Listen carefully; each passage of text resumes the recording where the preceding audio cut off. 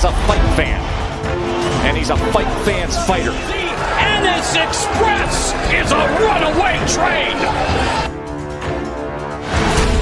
Ain't no pressure when you built for this. Man down, round one. The truth hurts.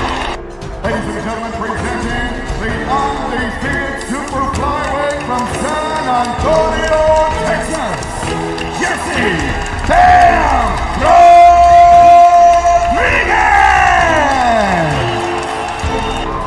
The universally recognized undisputed lightweight champion of the world, Devin the Dream Haney!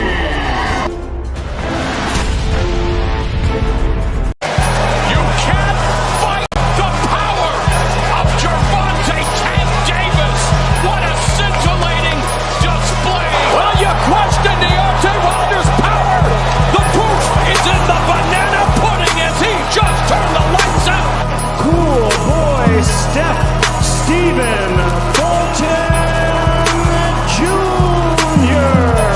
The Ennis Express is a runaway train.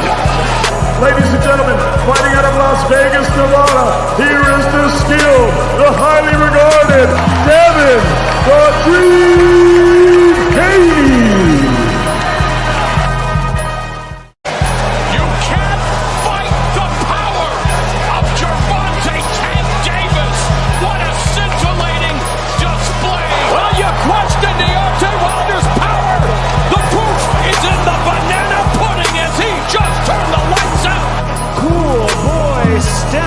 Stephen Fulton Jr.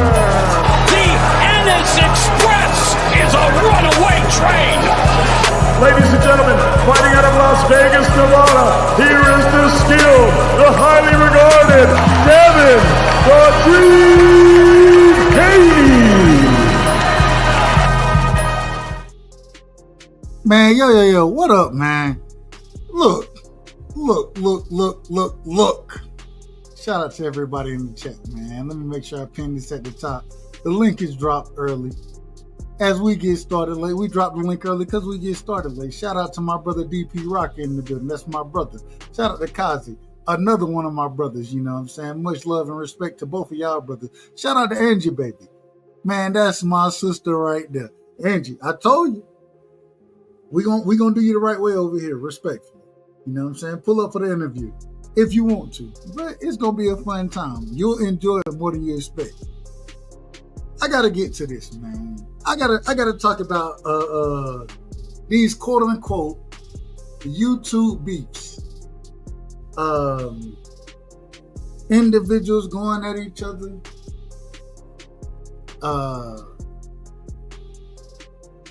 Definitely not my thing. That ain't the space that I live in, right? But at the same time, man, KO Knockout Boxing 86 TV, that's my brother. I love Knockout. Shout out to the OG Crush, the legend in the building, man. The greatest, you know what I'm saying? The greatest man living. The greatest man alive, excuse me. You know what I'm saying? AKA the master of ceremonies. Knockout, that's my brother. You know what I'm saying? I rock with Champ Side. I rock with Blue Blood. Shout out to them brothers. The smoke that's out here in this, as far as boxing go, I understand everybody wants smoke. At some point in time, is smoke really good for the sport of boxing as far as content creating goes? Is it really worth it? I don't know. I choose to live in a different lane. Me personally, I live in a different lane. It's not really my lane. Shout out to my brother Champ Ross in the building. If y'all don't know, man, go sub to Champ Ross. Hey, Champ Ross got one of the best boxing leagues. I done missed 2 weeks of picks. Charge it to my head, not my heart, my brother. Charge it to my head, not my heart. I done missed 2 weeks of picks. But who gives a fuck about this shit? Tonight, man, we here to talk about the actual fights that's happening. the ones we get to pull up and see, the ones we get to watch. I want to talk about Sebastian Fundora and Keith Thurman, Erickson Lubin, and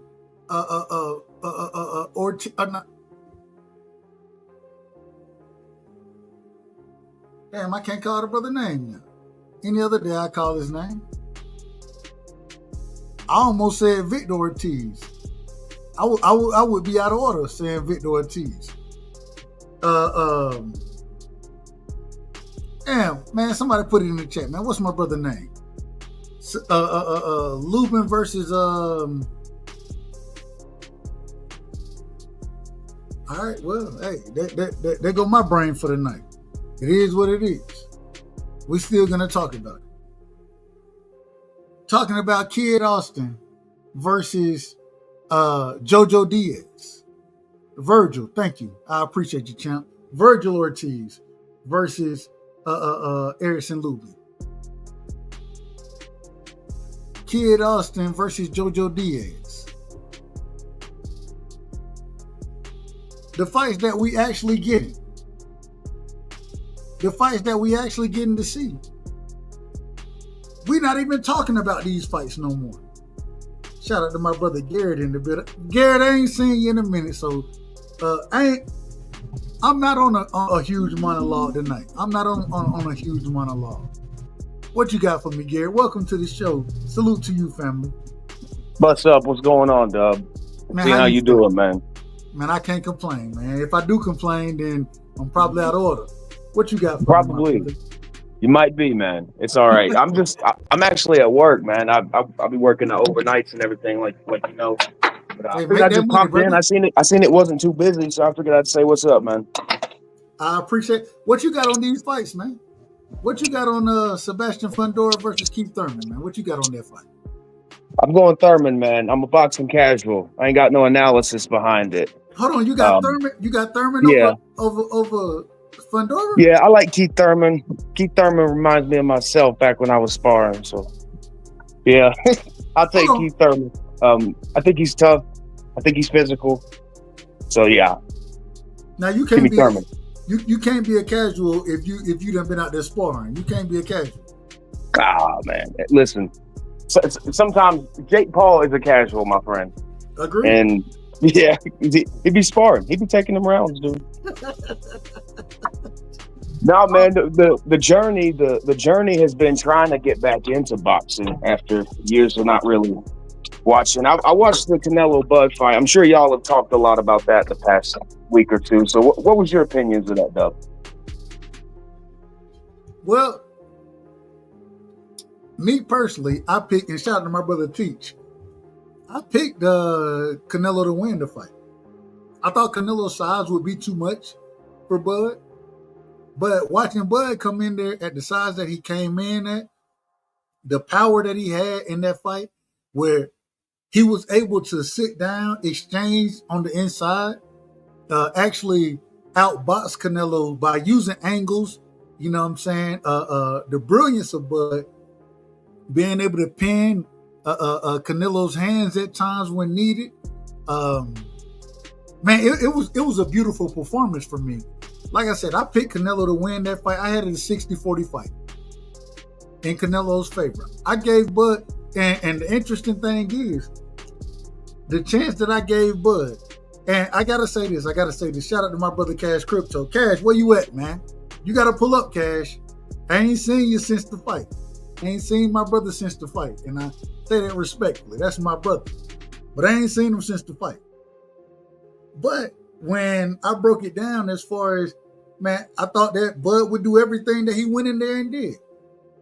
He would utilize his jab, you know what I'm saying, control the range of the fight, as well as being able to go in and fight on the inside at certain points in time, not consistently, right? Shout out to my brother, the Boston Scholar.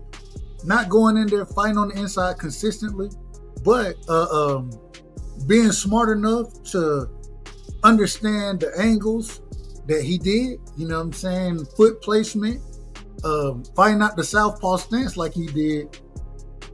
I definitely saw an opportunity for Bud to win. I just thought that Canelo would be too big. The one thing that I underestimated about Canelo don't throw in combinations no more. He don't let his hands go the way he used to let his hands go.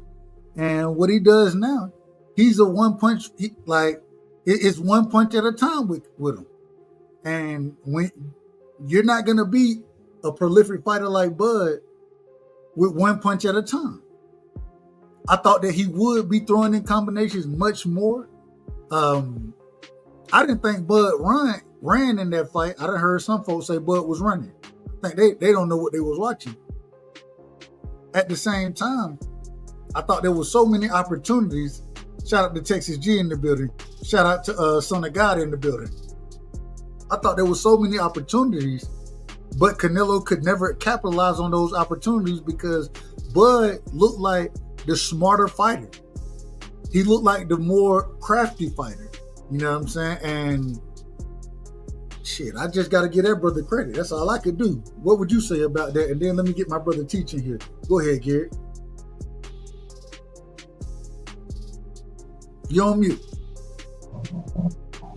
My bad. I stepped off for a second. Yeah, if you hear me quiet, like in between, just don't think I've gone nowhere, man. I'm running this audit over here. But I thought it was a good fight. I thought it was a little bit more competitive than like just Bud pushing him around the ring. Like you said, I expected a little bit more combination off of Canelo. The fight actually went similar to how I thought it would. I'm an MMA fan. I'm used to watching MMA, and so the history that you see through there is that lighter man's skill usually is going to win out up a weight class. In Bud's case, he wasn't up a weight class. He's up several, but he's shown that he's one of those guys who can compete across weight divisions. So I didn't think the size thing was going to be like a true world beater that means Canelo would win, but I still thought it would be pretty competitive. And I enjoyed the fight too. I thought it was really nice, good footwork. Yeah, good stuff. That Callum Walsh fight though, I don't ever want to see nothing like that in my life though. What the hell is that? I have no clue why they had Vargas in that damn fight.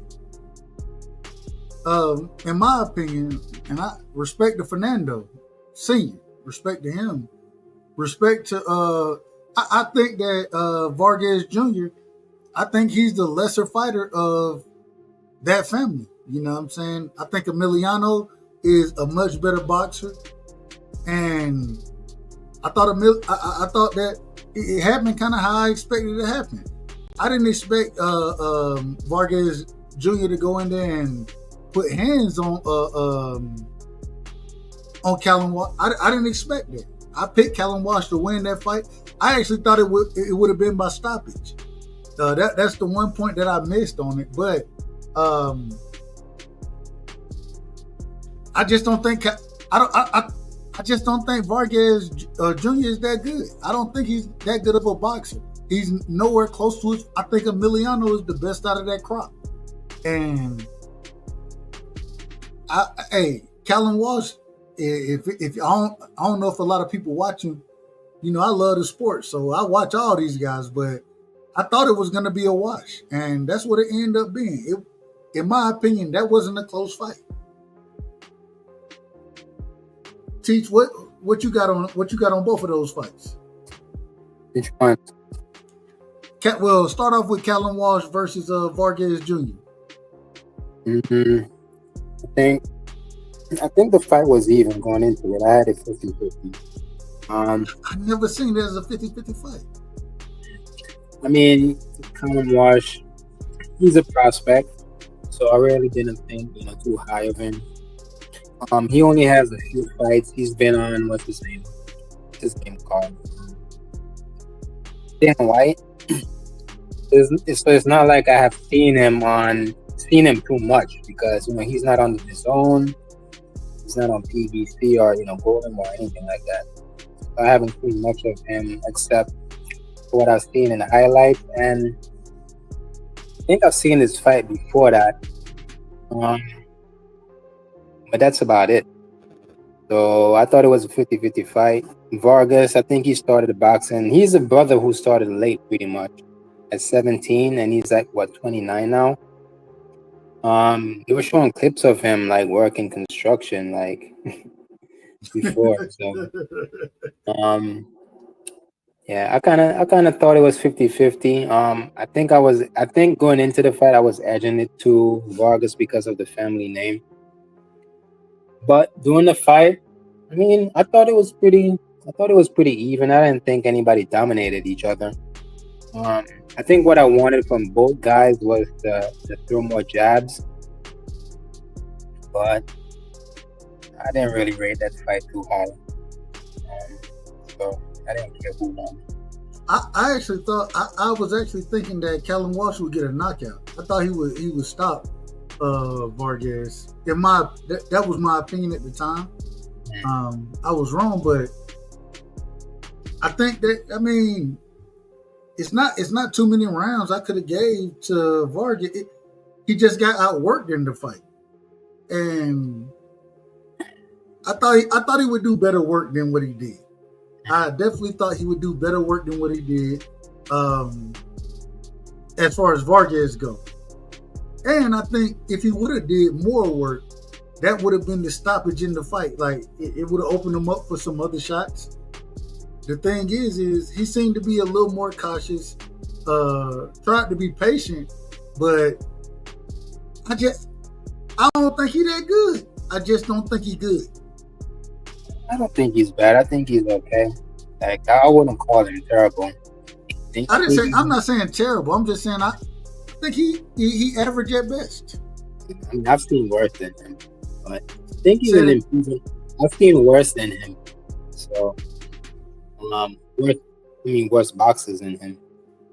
But I think he's 29 now. I don't know. I think he's like 28, 29. He's somewhere in there. Yeah.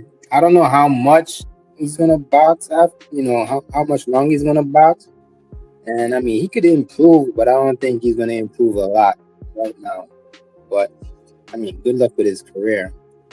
With Callum Walsh, man, like, I want him to. If you go back and watch that fight, all you're gonna see is power shots and counter. That's about it.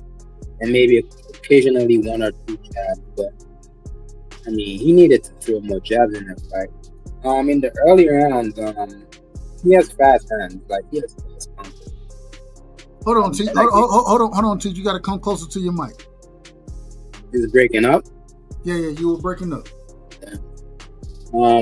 For Callum Walsh, in the early rounds, I think he's pretty explosive. I think he's very quick on his feet, and he has like fast hands. But during the second half of the fight, it looks like he slows down a bit. So he needs to work on his stamina. I can definitely understand that. All I'm saying is at the end of the day, I just felt like I thought Vargas, I thought he had more experience, but at the same time, neither one of them had fought high level competition, and because they haven't fought high level competition, first off, I didn't think it should have been, and correct me if I'm wrong, I believe it was the co-main event, wasn't it? Yeah, co-main. I didn't think it should have been that, in my opinion. That's just my opinion. But again, they had to put it there. Say it again? They had to put it there. Why? Not because, Bomac had, Lester and Billy, right? So he needed the time? Yeah, he needed time in between. Like, you can't put him back to back. Remember, he had 3 people in that card. I understand. So I think he had Steven Nelson, Lester Martinez, and Bud. Mm-hmm. But I thought that you could have made Boacek versus Brandon Adams. I think that could have been the co-main event. Mm-hmm. I just didn't think that even really, and I understand when you say you need that time in between fights. So the Lester Martinez fight and the Christian Billy fight, which I thought was the fight of the night. I thought that was the fight of the night. That was an amazing fight.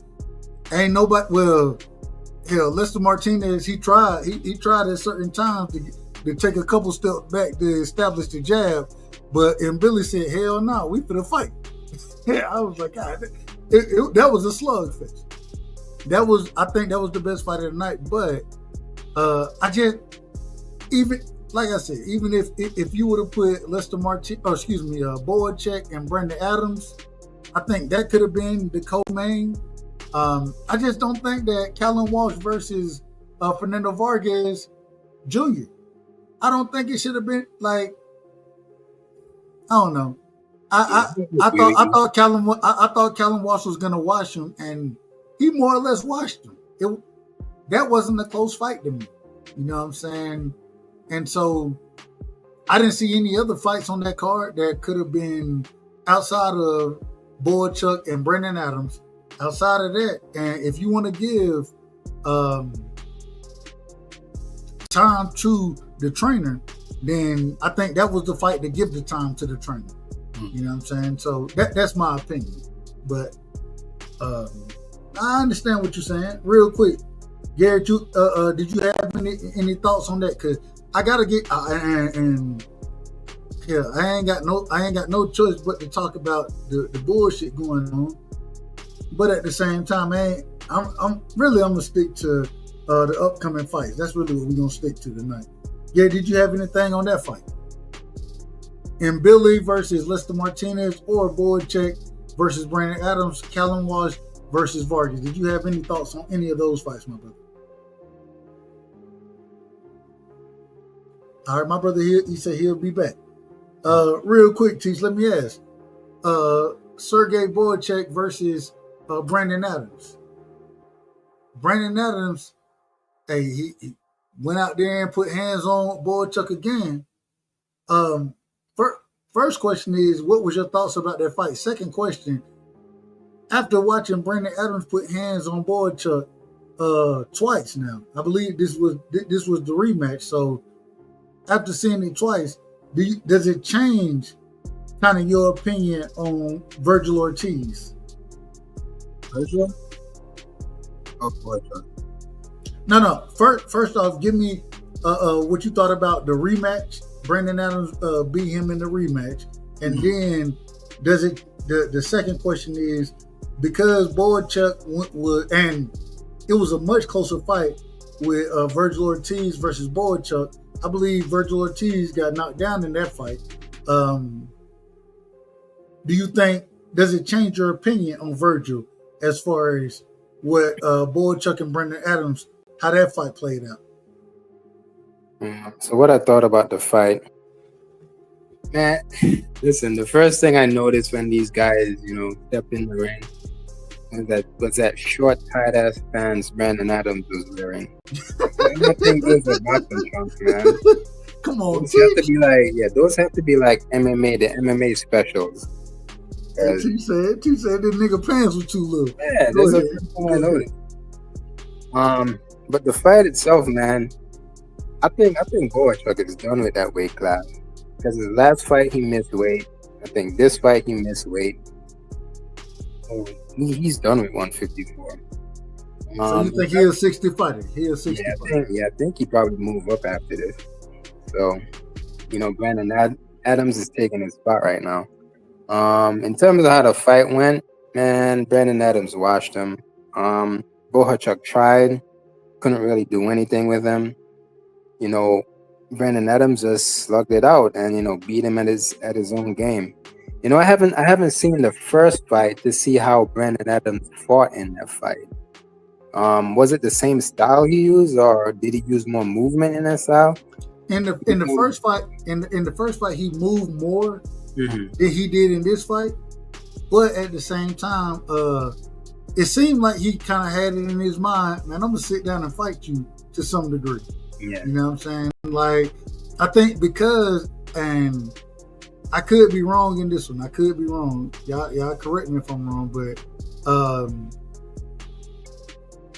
Brandon Adams, he sat down in that early fight and he was able to, I believe he stopped Boacek that first fight. In this one, I think he was like, man, that dude is still dangerous. You know what I'm saying? And because he's dangerous, I don't want to sit down and just fight him like that. And so I'm gonna try my best to outbox him this time. That's kind of what I got from Brandon Adams, in my opinion. And he did it both ways. I mean, Boychuk, man, he pretty much uses the style that he always uses. Comes in with a high guard and tries to beat on you. But, Brandon Adams has beat him at his own game. And right now, at 54, we had Boychuk, somewhere in the mix, right? Yeah. Now, we got to add Brandon Adams in the mix. So, I hope Turkey, acknowledges what he saw with Brandon Adams.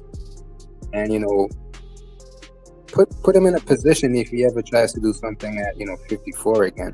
I know he's. But the only problem with Brandon Adams, is so I believe he lost to Charlo. He lost to another dude. I can't remember the dude's name. Don't get me the line out here. You know how I am too. Don't get me the line. So I think he lost. I think he lost to Willie Monroe. I believe he lost to Willie Monroe. I can't remember the other guy that he lost to. You know what I'm saying? And he got stopped. He got stopped with the other guy. You know what I'm saying? I believe Willie Monroe. I believe that was a unanimous decision. I can't remember the dude that stopped him though. I can't remember his name. But go ahead. Now finish what you about this. And all I'm saying is shout out to Major Keys, shout out to Big Dog Willie in the building. All I'm saying is what it really comes down to, in my personal opinion, I don't know how good Boychuk is, because I done seen and okay, if you get stopped against Charlo, that's one thing. I ain't got no problem with that. Shit, Charlo punching. I think we would all agree that Charlo was punching like that. Man, what's the other guy name? I can't think of the nigga name, like Apollo or some shit. I can't remember his name though. All I'm saying is I don't know where Brandon. I don't know where he should be as far as the division go. 54. I don't know where you place him. You got to remember, the man he's an older fighter.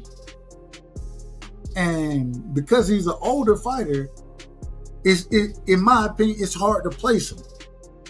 I think he like 34, 35, something like that. So it's hard to place him in the division with him being older. Now, did he go put hands on Boychuk? Absolutely. And then did it twice. But how good is Boychuk?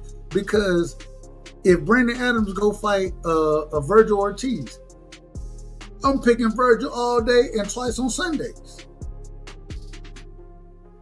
That's my Boychuk at 54. I don't think he that good. But listen, like he lost to the Brandon Adams the first time, right? Right. Bro came back. All the other fights that they put him in at 154, he won those fights. Well, besides the Virgil fight, he won, right? But even speaking on that, he fought Mikhail Fox. I thought that was a robbery. I thought Mikhail Fox outboxed this man. Did you watch that fight? I did. Oh man, yeah. I would say Boychuk won, and the reason why is because listen, I do get that Mikhail Fox outboxed him, right? But oh my God, he has to be the softest puncher in boxing I've ever seen. I don't know what that was. He was like tapping the guy, outboxing him, and he was like playing pity pat with him. I understand that he ain't, and Mikhail Fox ain't never been no power puncher. I just think that when I watched it, I thought he did. I thought it was a clinic put on in the ring. Yeah, I thought when I say a clinic, I'm saying as far as the footwork that Mikhail Fox was using, moving around the ring, staying behind the jab. If you want to say that he won the fight, okay. I thought it was a robbery, man. I had Mikhail Fox winning that fight. I mean, I looked at that fight and said who threw the most effective punches, and it was Boychuk. Like, nothing that Mikhail Fox threw or hit him with was affecting it. I mean, think he got outboxed, but he has to do something to improve his punching power. Like, he's worse than Shakur. Hold on, you said Mikhail Fox, he worse than Shakur as far as moving? Not punching power. Now, he ain't got no real punching power, but he was landing shots. You gotta land effective punches to sway the judges, man. And to me, that's why he lost. What's an effective punch? I mean, that's part of the criteria. You gotta land effective punches. Hold on, but what would you consider an effective punch? Punches that hurt you, like visually hurt you. Oh man, if you touching an opponent, if you land 10 jabs in the round, you know what I'm saying, and your opponent lands 2 body shots and a strong right or something like that, like those 10 punches, they're more effective in my opinion. Man, I'm giving it to the 2 body shots and a strong punch. Oh man, oh Lord. All right, I understand how you judge it. I disagree with you. I disagree 100%, T. But you my brother. I love you. I'm just saying I would disagree with that. If I'm landing, if the jab is working, then so clean. It's really clean and effective. Okay, right? wait. Let me ask you, what kind of jabs though? Is it like a Mal Charlo jab?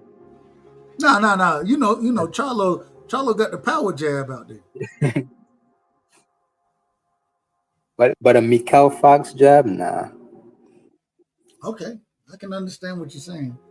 I'm just saying that if you land those punches versus,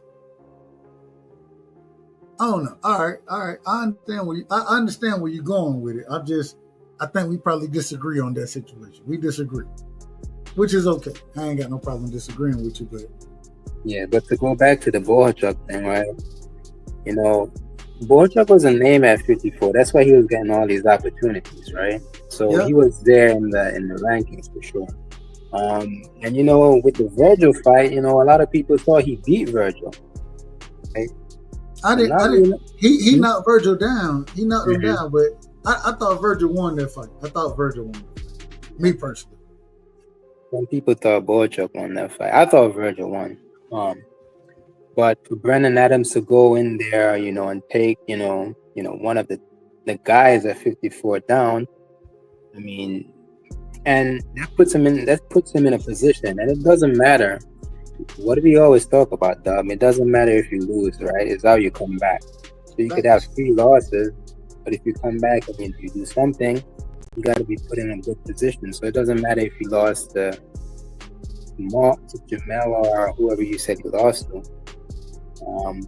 He went in there, put up a good performance, and I think he should be up there. All right. So let me ask this, Teach. Talking about the 154 division, and first things first. When you look at 54, how do you where would you place this division? Because I think this is 54 right now. I think it's the most competitive division in boxing. Where would you place 54 as far as being competitive? And a lot of these guys, they're not big names, but a lot of these guys can fight. That's what I love about it. They can fight. And I know you watch boxing like I do. So where would you place the division? I mean, I would place it, not including heavyweight, right? I never like to include heavyweight because heavyweight is the ultimate division, and heavyweight is a tad bit different than any division, simply because you can damn near weigh what you want. Like, it's heavyweight is a little different. So I wouldn't place heavyweight in this conversation, but if you want to, you can. Okay, I won't place heavyweight. I think I could give you 3 because there's 3 divisions that I think I like right now. So 54 definitely, I'd say, is the most competitive right now. Next, I would say 140 would be the second most competitive. And then, you know, because a couple of people moved to this division, And it wasn't like an American division. It was mostly like a UK Japanese. Well, go ahead. division. Yeah, I'm talking about a higher class. So I would say 175 at this point. Ever since Morrell, 75. Benavidez moved up, and now that we're getting some smoke there, I would say those are top 3. Let me ask this. I want to ask this question, Teach. So when we talk about, and I agree, I don't know about 75. I'm still kind of up in the air about that, 50-50 about that division right now. But I do definitely agree 54-40, right? We agree there. Antoine Russell just announced that he's going to be fighting on the Tank Davis, Jake Paul undercard, and he's going to be fighting Hiroka, right? I hope I said the brother name right. Y'all know I'm horrible with them. What's your thoughts on Hiroka? Hiroka, he's a good Japanese fighter, you know, and he think he does good with the people that he fights in Japan.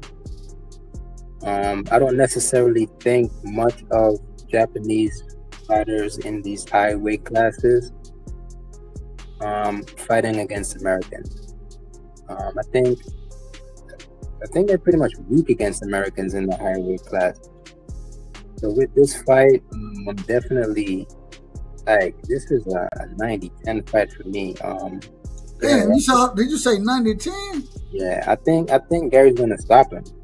Yeah, I do too. Japanese fighters, they don't do well in these high weight classes against Americans. Now, I will say this, and we got to give credit where credit is due, because I believe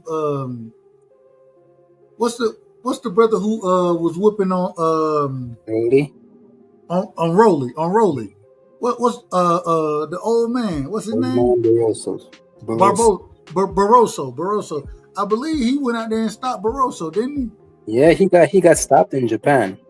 But and he stopped the same dude that Sasaki. He stopped Sasaki too, didn't he? Yeah, he stopped Jin. I mean, they do good against their own people,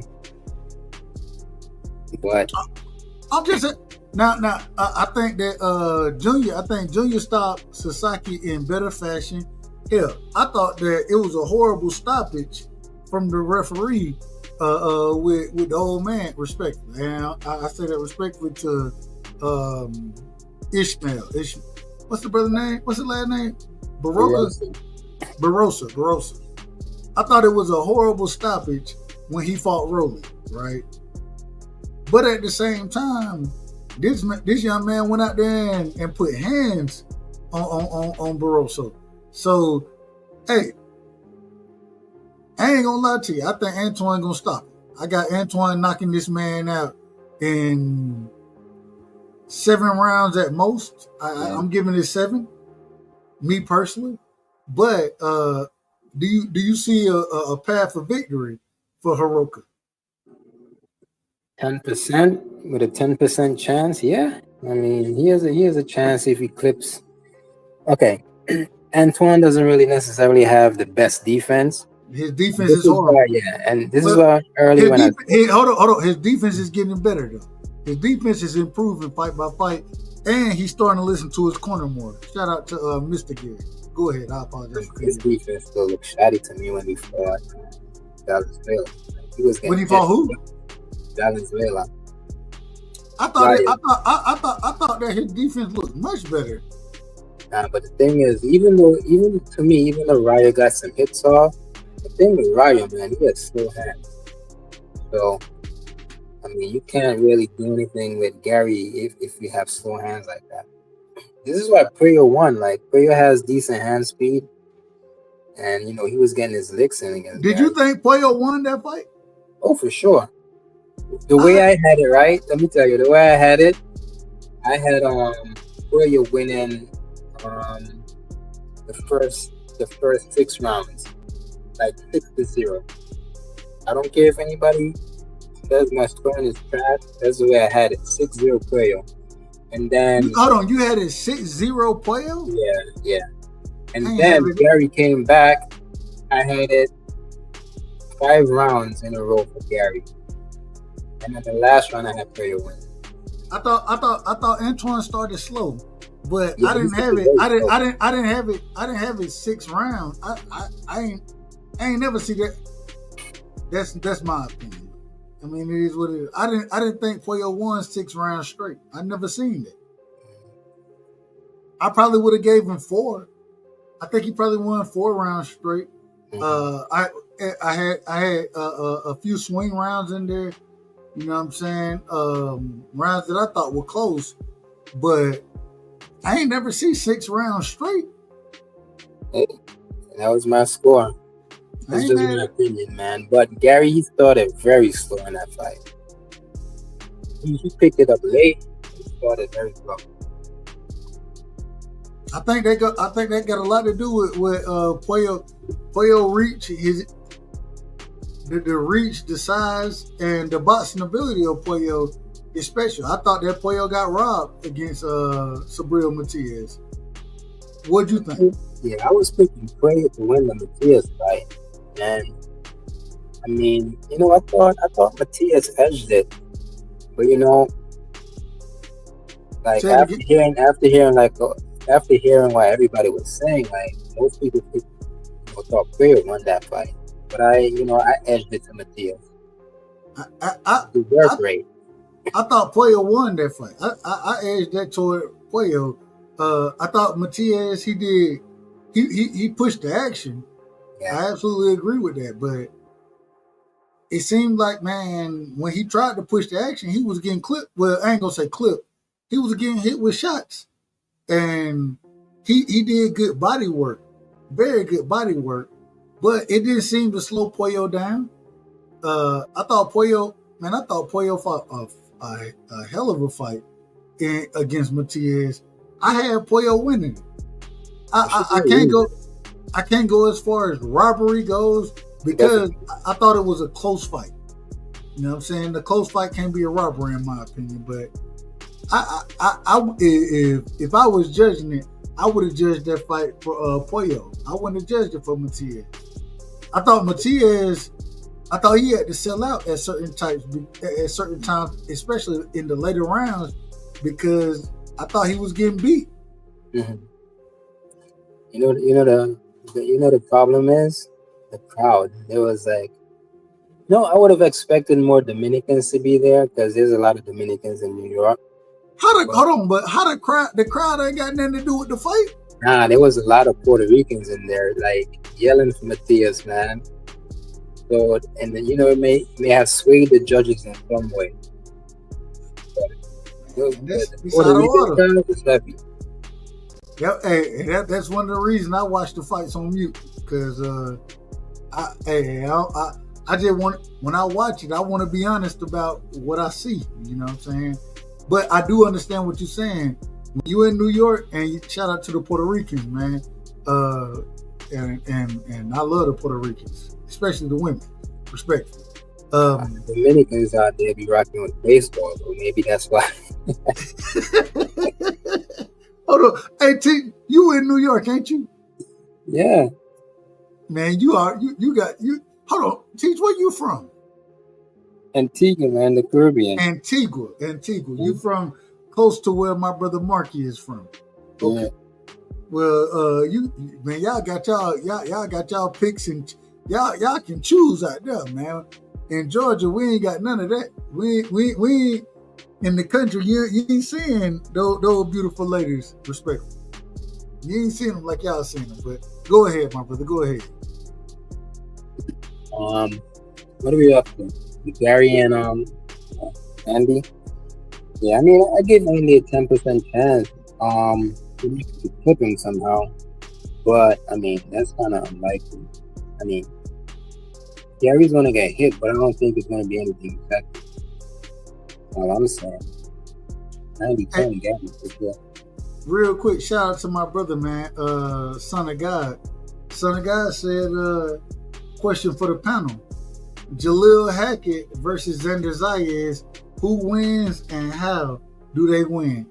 The first thing I gotta say, and Teach, I'm gonna let you cook on this, but the fight won't happen.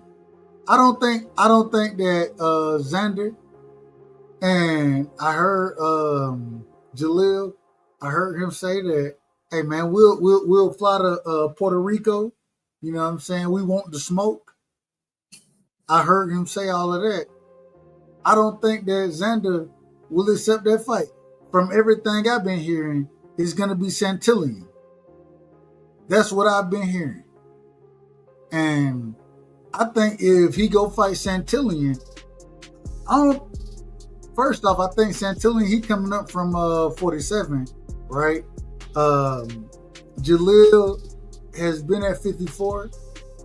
I would much rather see Jaleel versus Xander versus Santillan.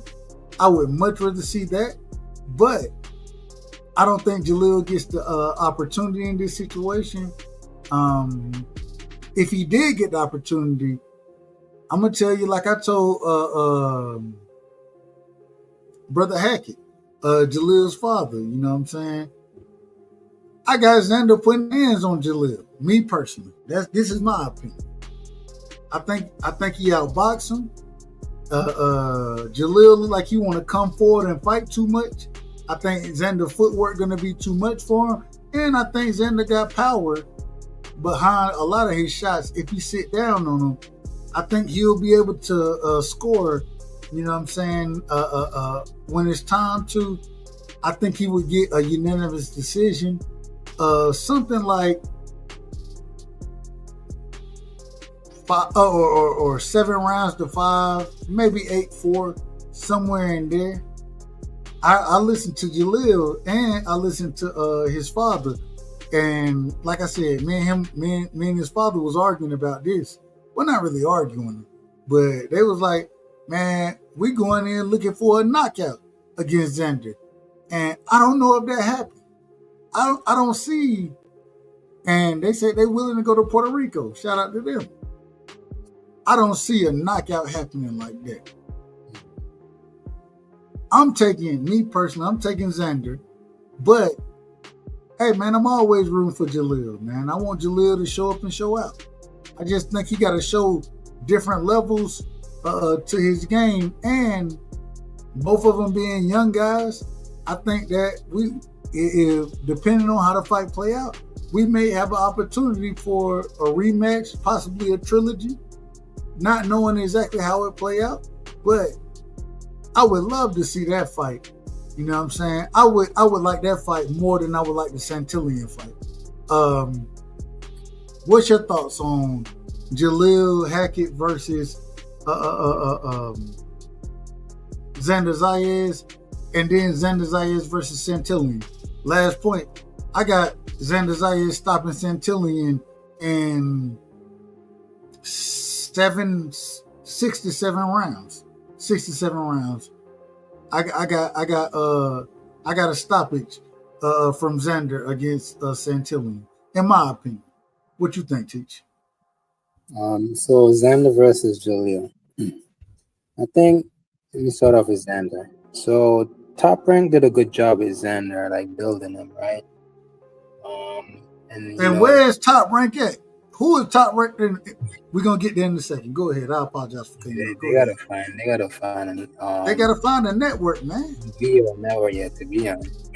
I gotta say this. One of the things we love, Top Rank was, and I didn't realize it at the time, but Top Rank was that glue in the sport of boxing. When it wasn't big fights, we had ESPN Plus, where we were gonna get. It may not be the biggest of fights, but we're gonna see all the young guys fighting. You know what I'm saying? We're not even seeing that now.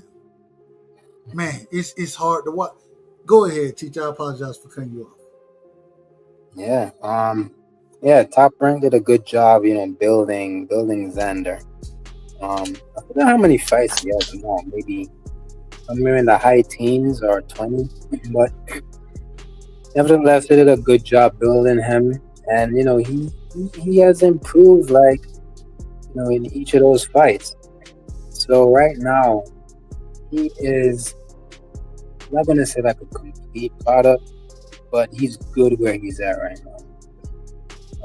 The way that he fought his last fight, the way that he approached it, the way that he was thinking in that fight, it kind of felt to me like he was a veteran in that fight, like he was already a champion, like he had the belt. Just went in there and pretty much dismantled, the guy who beat what's his name? The guy from Golden Boy. He beat was it Garcia? Nah, the black dude. Hold on, who we talking about? Say that again. Remember Xander's opponent in his last fight? He fought the guy from Golden Boy. Nah, he wasn't the black dude. The last dude he fought was Nah, the last dude Xander opponent fought. Oh, okay. Yeah, the last dude Xander opponent fought. Yeah, it was 154 on Golden Boy. I forgot his name. Maybe the chat knows. Let me see what the chat said. But I got it. I figured that. Go ahead. I figured that. Everybody was saying that, that guy was, one of the top guys at 54. So Xander went in there and dismantled the dude that beat him, and he looked good doing it. Now with Jaleel Hackett, and I'm not hating on him. These are the things I'm hating on him, but I don't think he's ready yet. I think he needs to get some more names on his record, get the experience, and then come back to these guys. Because the first part, he's still in the first part of his career because he still hasn't had enough fights. But he was with Mayweather, right? And we haven't even seen much of his fights. I don't even think any of it was televised because I haven't seen any of his fights with Mayweather, to be honest, except the highlights of what I saw on YouTube. Charles Conwell. Yeah, Charles Conwell. Hey, my bad. Go ahead. You right though. Go ahead. And then then when he went with Eddie, now that's when we start to see the televised fight of Jaleel Hackett. What I would say about Jaleel Hackett is, he has decent boxing skills. He's definitely strong. He has knockout power for sure. His defense is kind of leaky to me. He gets hit, but at the same time, he's kind of durable too. So I'll give him durability. And he started out at 147, Dub. Well, I think he said he had a few fights at a higher weight class, but officially he was a 147 pounder. Then he made that move to 154 in his last fight. But either way, strong. I think he needs to work on his defense. Good boxing skill. A lot of energy because he's young. But I think he needs more experience. Get a couple more names on their belt and then come back to these guys later. But he's not gonna beat any of the champs at 54 right now. Plus, he has other names at 54 that, who are not champs who could potentially beat him. Maybe you should get rid of those guys first. All I'm telling you is this. Xander, and I understand what you're saying. I think Jaleel, and when I talked to Jaleel's father, one of the things that he said that was interesting to me, he said, "Man, win, lose, or draw, right? It's gonna be a hell of a fight, and we have an opportunity for it to be a trilogy." You know what I'm saying? And we want to bring the trilogies back. I think that, and this is what Jaleel dad was saying. Damn, shout out to BVO. BVO, this is where we hosted the interview at. But I was like, shout out to my brother Prize in the building. Shout out to Crush the Legend in the building. I was like, man, yeah, hey, it could be a great fight. But at the same time, if Jaleel go over there and, which I think he still has the opportunity to win that fight. I think Jaleel has the opportunity to win that fight. I think that's a much closer fight than people expect. I don't think that they would. I don't think that's why they want the Santillan fight. I don't think they want a Jaleel Hackett to be fighting with Xander Zayas. It's a dangerous fight because we don't know what Jalil is gonna be. We really don't know that. We understand that he has this type of talent, but we have no understanding of what he could truly be. So I think that, man, you pick a Santillan because I'm pulling Santillan up in weight. And the second thing is that outside of me pulling him up in weight, I done seen him already get beat. Mhm. And I done seen him get the brake shoes beat off of him. Shout out to Junior. Shout out to Georgia. I done seen him get the brake shoes beat off of him. So we can do the same thing. It's a homecoming fight. And in a homecoming fight, what you want to look? You want to look good. I think that, man, bring Jalil over there. You know what I'm saying? Whoop his ass if you that good. And I think that's a dangerous fight for both of them guys because we just watched Jalil. We watched him take an L. He came back in his last fight, and what he said, well, if I wouldn't have won this fight, hell, I might be working at Walmart. Exactly, and that's the point I want to get back to, right? Before you pass it to the other guy. I got you. No, go ahead. Get your bars off, and then I got real quick. Let me. We coming back to you, Teach. I got my brother Crush the Legend in the building. The Grumpy OG. Shout out to the Grumpy OG, the master of ceremonies. You know what I'm saying? The greatest man alive. Shout out to my OG. And we got my brother Prize in the building. You know what I'm saying? When I go to Philly, Prize already said, "Hey, we gonna make sure you eat well." And if anybody know, I love good food. So shout out to my brother Prize, man. Much love and respect. Teach, go ahead, get your bars off, and then I'm gonna pass the mic. Yeah, I mean, any boxer, has the possibility to win, right? Facts. But again, coming off of that loss, what did Jalil say? Like, everybody switched up. He felt like he was going to be working at Walmart. If he goes in there, like, right now, at this point, and taking time, a high possibility, like, nobody's going to want to search for him anymore. Which is why he needs the experience to gain, a lot of confidence before he should go and take on these guys. That's my opinion, man. The Xander Santillan fight, I think Santillan right now is a much better and tougher opponent than Jalil Hackett. For one, he has the experience. Two, he has the better, the coach behind him. And with the Brian Norman fight, that fight was a close fight until he got knocked out. So I wouldn't say that Brian Norman beat the dog shit out of him. The thing is, the thing that separated them in that fight was the KO pretty much. But both of them were going back and forth and putting hands on each other before, Santillan got stopped. Hey, T, hold on, T. Let me ask this: what was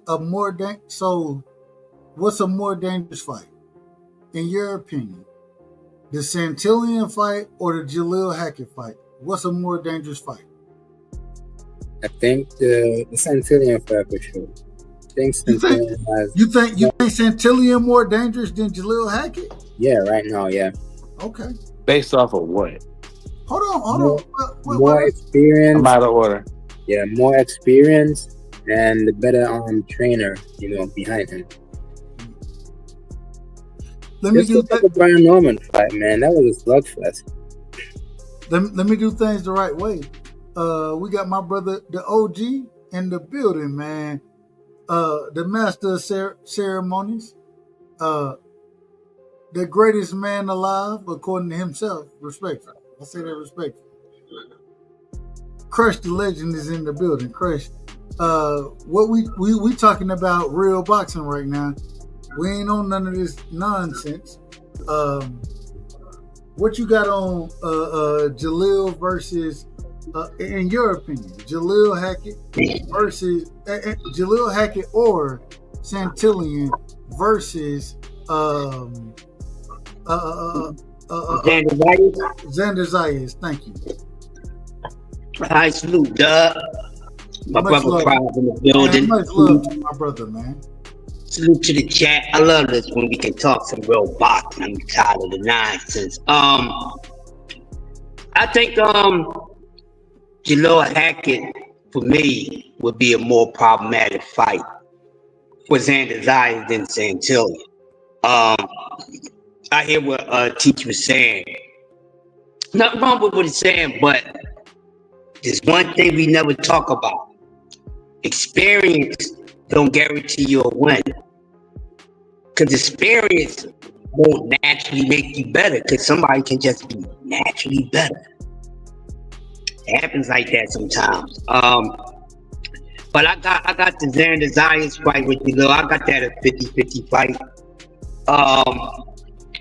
I got him beaten, I'm Santillan, but the fight between him and Hackett is a 50-50 fight until they fight. If that fight happened, I heard you cooking on the dub that you think that fight may not happen, so what we do with spots, a lot of shit is not gonna happen, so we ain't gonna cry on that.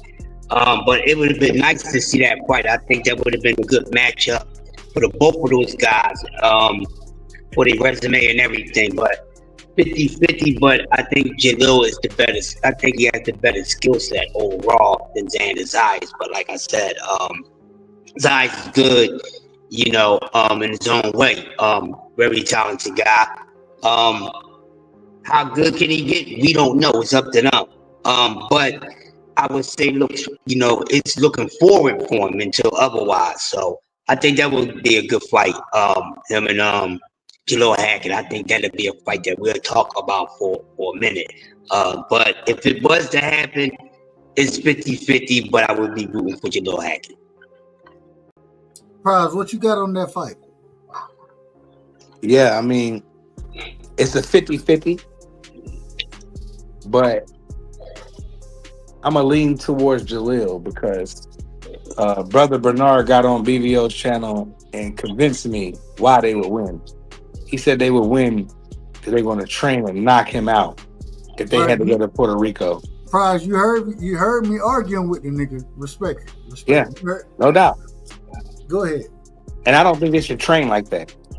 But the man said he would train and knock him out.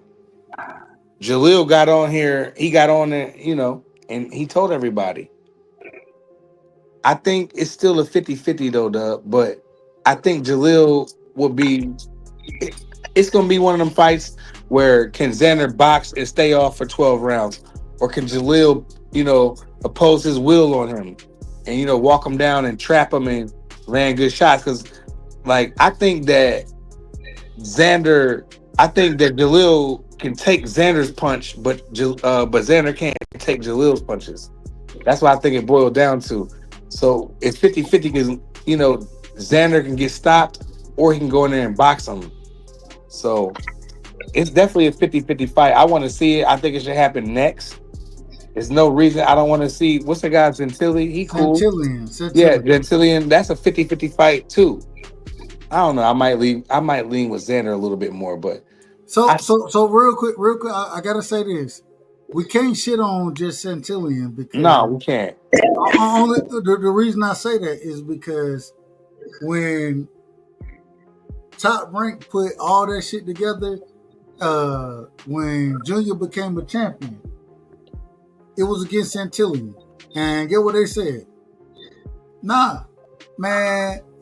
I think that they thought that Santillan would whoop Junior. I believe that's what they thought. I don't. I have no facts on that, and this is just my opinion. So, and my opinion could be absolutely wrong, but I believe they felt like Santillan would put hands on Junior, and when Junior went out there and won that fight, that was everything. I don't think Top Rank expected it. I don't think that's what they seen. That's why I think it'd be a better fight, Doug. I think that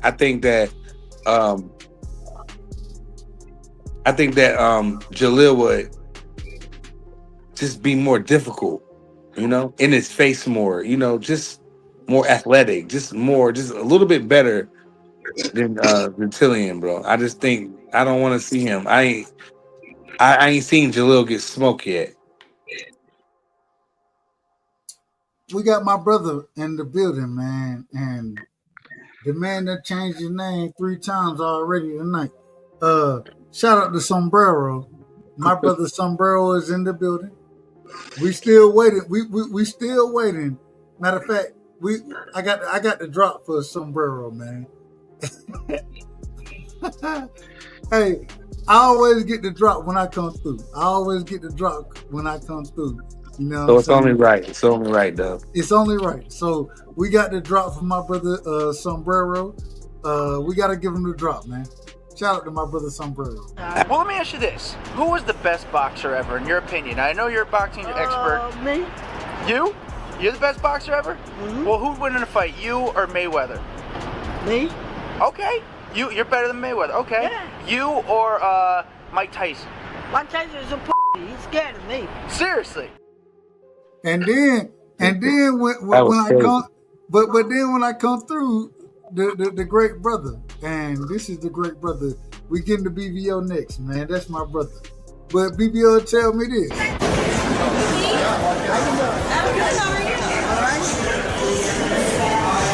Hey, there he is. Son, you dirty bastard. Who is this? It's me, you dirty asshole. Shout out to my brother. Yo, what's that BBO, little man. guy's name, bro? What's his name again? Beetlejuice. Teach. But Teach. we ain't gonna disrespect my brother Teach, man. We're not gonna do that. Teach a hater, bro. Teach is a hater, man. Nah, Teach ain't did nothing but told the truth tonight. No, he used to be my dude, man. He a fucking hater now. Oh, now he a hater. Well, How he a hater? What do you do? Hold on. He hate foundational America. He hate foundational Black Americans, man. That's all it is. You smoke crack, don't you? You smoke crack, don't you? Look at me, boy. Don't you smoke crack? You out of order, man. You out of order. Well, ain't gonna be the first time. Ain't gonna be the last time I'll be out of order, Dub. Now, if I'm out of order on your show, it's gonna be something totally different. Well, throw me in the back. I ain't gotta do what you gotta do, Hold on. Dub. All right, y'all see it. I just want y'all to see it. BBO came up here on tilt. I ain't trying to throw you in the back and then I want your boxing. I think you're a brilliant boxing mind.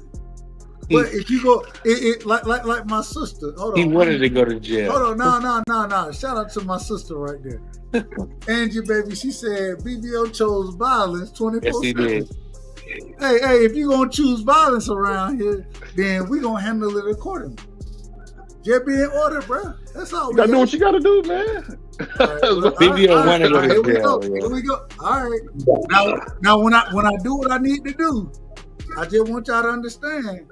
He asked for this shit. You asked for this shit. And Prize, we can cuss around this motherfucker.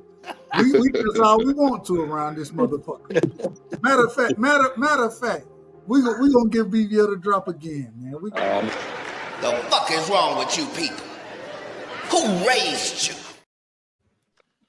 You done been raised better than this, BBO. Shout out to Norma Jean, man. Shout out to Norma Jean. We miss you, girl. Hey, one of the great ones. So, if Norma Jean heard you talking like you talking right now, what's she gonna say? He'd be in trouble. He'd be in trouble. You cold, dog. Just be in order. That's all we ask for. I'm just going at Teacher's neck, man. I don't like how he hating on Jalil. Well, we need, instead of going to Teach, we need you to break the fight down, and how the fight should happen. That's what we need. Shout out Teach, man. Well, you know, I gave BVO one already, man, because I think Emiliano is nice, but yeah, I don't think Jalil could beat Xander at this point. So I'm giving you one, BVO. It's 2 different weight classes, so we're not even going to get into. That's a fantasy fight. I'll say that 40 versus 54. It's a fantasy. I thought he said Jalil versus Xander. No. He said Emiliano. Oh. No. I'm saying that I give BVO one because I know he likes Emiliano. I like him too. No. But all I'm saying is that we ain't talking about Emiliano right now. And so No, Doug, he was just saying that he knows BVO like Emiliano, but at 154 that. But that those are different weight classes. So we talking about what Doug, I know, but he just was insinuating that. Now you out of order. Now you out of order. I know, but you're missing it, Doug. But I got you, Peach. But I'm out of order. What I'm trying to do is keep it on the topic of conversation. That's it. So the conversation is Xander Zayas. I believe BVO would call Xander Zayas one of the most running individuals in the sport of boxing. I believe he would say that. I don't know if I'm true or not. Matter of fact, I ain't even gonna get a drop. I got a drop for him, but I ain't even gonna play it.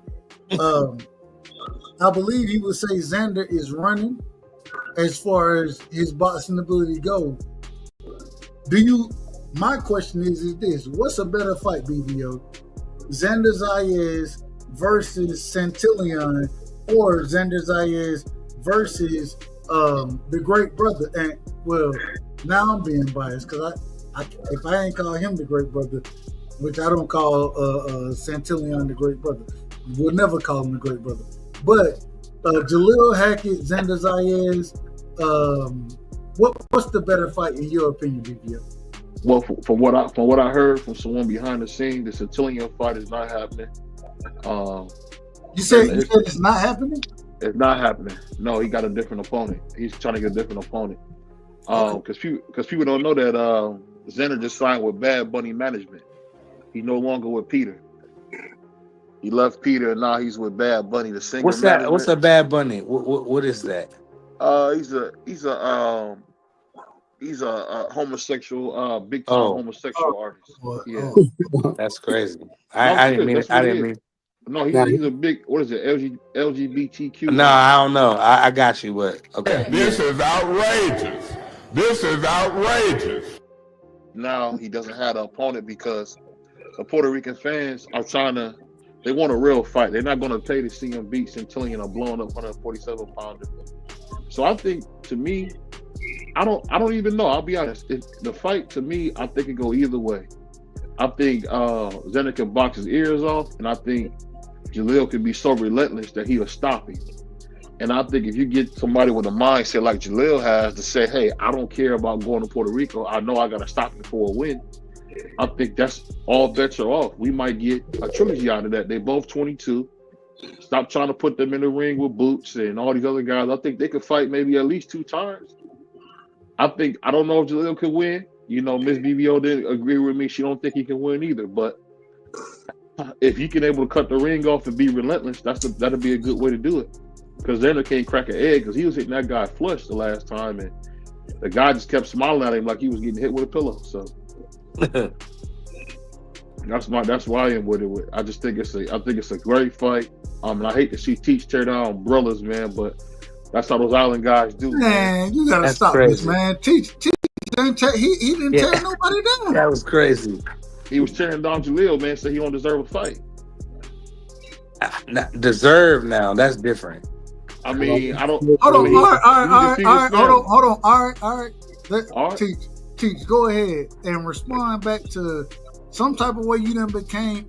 I don't know how this happened, but all of a sudden now, I haven't heard you say this, me personally, but they saying that you saying that. Well, BVO saying you saying that these certain fights aren't deserved, especially when it comes to Jaleel Hackett. First things first, did you ever say that? No, I never said it was. I never said he didn't deserve it.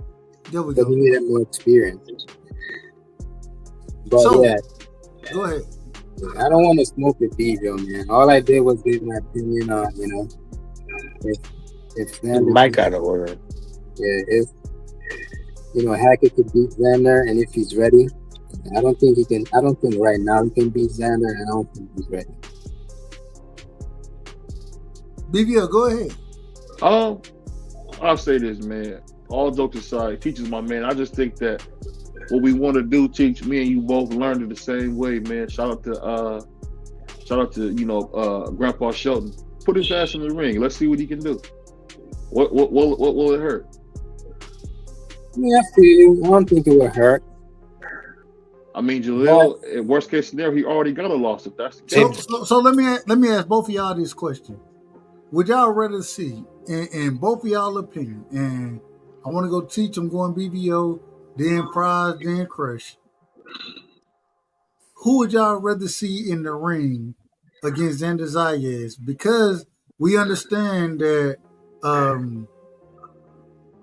I think we will all agree. I think we all agree that Virgil Ortiz versus Xander Zayas in Puerto Rico, I think that would be the best fight that we could see. But we're not going to get that because Virgil is going to be fighting in Lubin. So now we have Santillan and we have Jaleel. What do y'all think is the better fight for as far as this situation go in Puerto Rico with Xander Zayas? What's the better fight? Virgil Ortiz? Oh, it's not Virgil Ortiz. Excuse me. Xander versus Jaleel or Xander versus Santillan? What's the better fight in y'all opinion? I'm gonna go Teach. I'm going BBO. I'm going Prize. I'm going Crush. Go ahead, Teach. So judging from the way, judging from Santillan's experience. Hold on. Oh, your mic out of order. We can't hear you. Can y'all hear him? Hell no. It sounds real soft. He got a soft voice. Right, let me go with somebody else. I'm gonna go out and back in. I got you. BVO, what's the better fight? Santillan versus Xander or Jaleel versus Xander? What's the better fight? BVO. I know. I think the guy's name was Bosnick, the guy that has the WBA now from Terrence. He asked for $7 million, and I know Bob's not going to pay that. So I would say the best way to go is with Jaleel. With Jaleel, you can pay him $600,000. You can pay Xander $100, maybe 1.5, and then you can get that fight done for less than $2 million. I mean, and you'll make some money.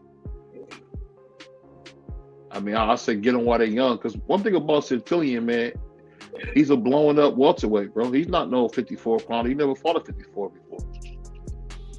And that's why he didn't do the Kelly fight, man. The thing about Xander that's so scary about him, he's created. He's not natural. He's created. They created him. Not saying he didn't put the work in. He's a hell of a fighter, but he had a lot of opportunities guys didn't get. Crush, what you got on it? Man, you already know how I feel, man. Xander and Jaleel Atkins the better fight. Hands down, in my opinion.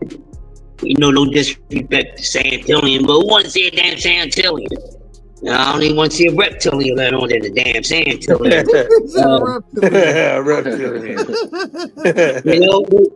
We gonna keep it real on here. We don't want that. We want to see Jaleel Atkins and Xander Zayas. That's the fight I want to see. 50-50, but I'm rooting for Xander, for Jaleel, like I said the first time. What you got, Price? I'm going with Lil. I think that he can upset, I think he can spoil everything. So, why not? I'm convinced that he's gonna come in there and fight. He'll go in there and die, bro. I don't know if Xander's willing to die in there like Jaleel will if he get that opportunity. Like BBO said, if him and Brother Bernard get 600,000, he gonna go in there and try to kill that boy Xander. And if he go out swinging, then so be it. But and then they say experience. Oh, he don't got enough experience. They both, how old they are? I wish I had Free up here. What they 20 something? How old they are? 22? 23. Right. So what are you talking about experience? They the same age. It's 20 years old fighting. Let them fight.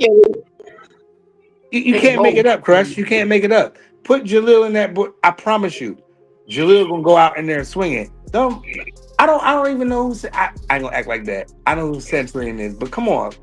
I don't want to see him no more. I want to see somebody that ain't got smoked before. You know what I'm saying?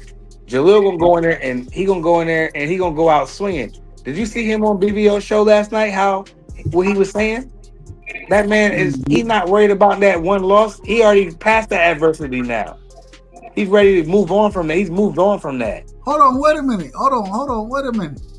Jaleel was on BVO show? Yeah. Yesterday. I missed it. I missed it. Because you was doing the show with some bull. Okay. Hey, I'm out of order. You ain't out of order. You doing the right side. But I'm saying we had Jaleel and Bernard Hackett on the channel yesterday. And the man told you he ready for all this more. He gonna go to Puerto Rico. He'll take the B-side money. He's willing to do all of these things. Hold on, man. Y'all gotta give a brother a heads up. We didn't know he was gonna be on there. He just popped up. Well, wait a minute. Y'all know I like to argue with these niggas, man. They just popped up. Him and his father popped up. We didn't. I ain't got no problem. We were just doing a live, and Brother Bernard came in the chat and said, "Yo, this Lil Dad." And BBO, it was a link. You know, it's always a link in BBO's chat. And he popped up, and then he was in the gym, and you could hear Lil in the background, bah, bah, bah, bah. You know what I mean? And then he just. I appreciate you. Questions for Lil. I got questions for him. I told Lil, I appreciate you for coming to the hood. BVO Boxing, we the hood.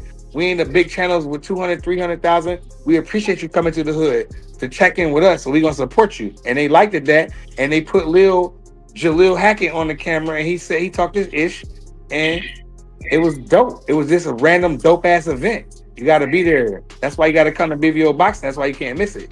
I come to be. Hey, I'm not you, Dub. I'm talking about the people. Man, y'all make sure y'all go. Y'all make sure y'all support STN because y'all see what STN doing. Even me, I'm out of order right now because I done missed the interview.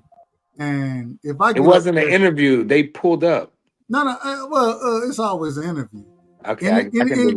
Anytime they pull up and show love, like and shout out to them because they always show love. You feel me?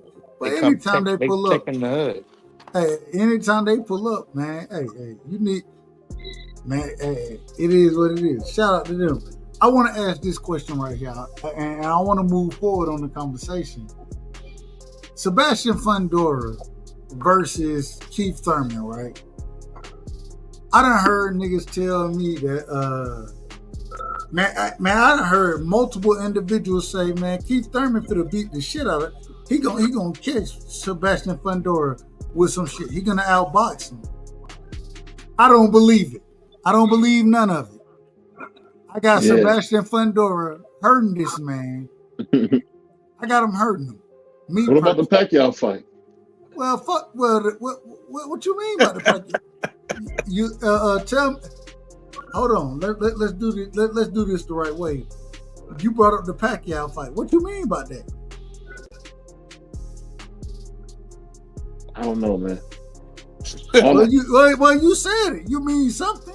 Well, I'll say it for him. Pacquiao was whooping his ass. I mean, Keith Thurman was whooping his ass. I know he went down and all that, but if you go back and look at that fight, really look at it, Keith Thurman was swinging some leather too, bro. So I get it. That was a great performance in a loss. I mean, man, yeah, I thought it was a fabulous performance in the loss from Keith Thurman. Even if I don't care if you could have said that was a draw. Man, y'all niggas sitting here talking about Keith Thurman had a great performance. Yes, he did. Hold on. Y'all saying he had a great performance against Pacquiao. Mm-hmm. Hold on, nigga. Respectfully. I'm just mumbling. Well, I'm gonna have to give you a drop out if you keep going. If you're gonna be out of order, hey, this ain't. You already know I'm gonna be out of order anyway. So shout out to my brother. Yeah. All I'm telling you is this. He had this great performance, but this the same dude, right? Shout out to my brother Teach. Let me bring my brother Teach back up here. Who Teach? Well, man, come on, man. We ain't gonna disrespect the panel. We're not gonna do that. If we're gonna do that, then I got all the disrespect for everybody. I got all of it. I disrespected God. Said salute to Teach. Oh, I thought you said fuck him. I thought you said fuck him. No. That was really close, dog. But when it comes down to it, we watched an individual like Keith Thurman go life and death with Manny Pacquiao, right? Manny Pacquiao is Tank Davis size. And I know y'all don't get in y'all feelings about it, but 5'4" niggas, man, you ain't going life and death with 5'4" niggas.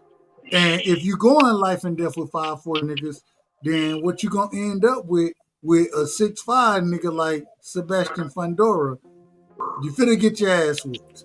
And that's what's that's what's about to happen to Keith Thurman. He finna get his ass whooped.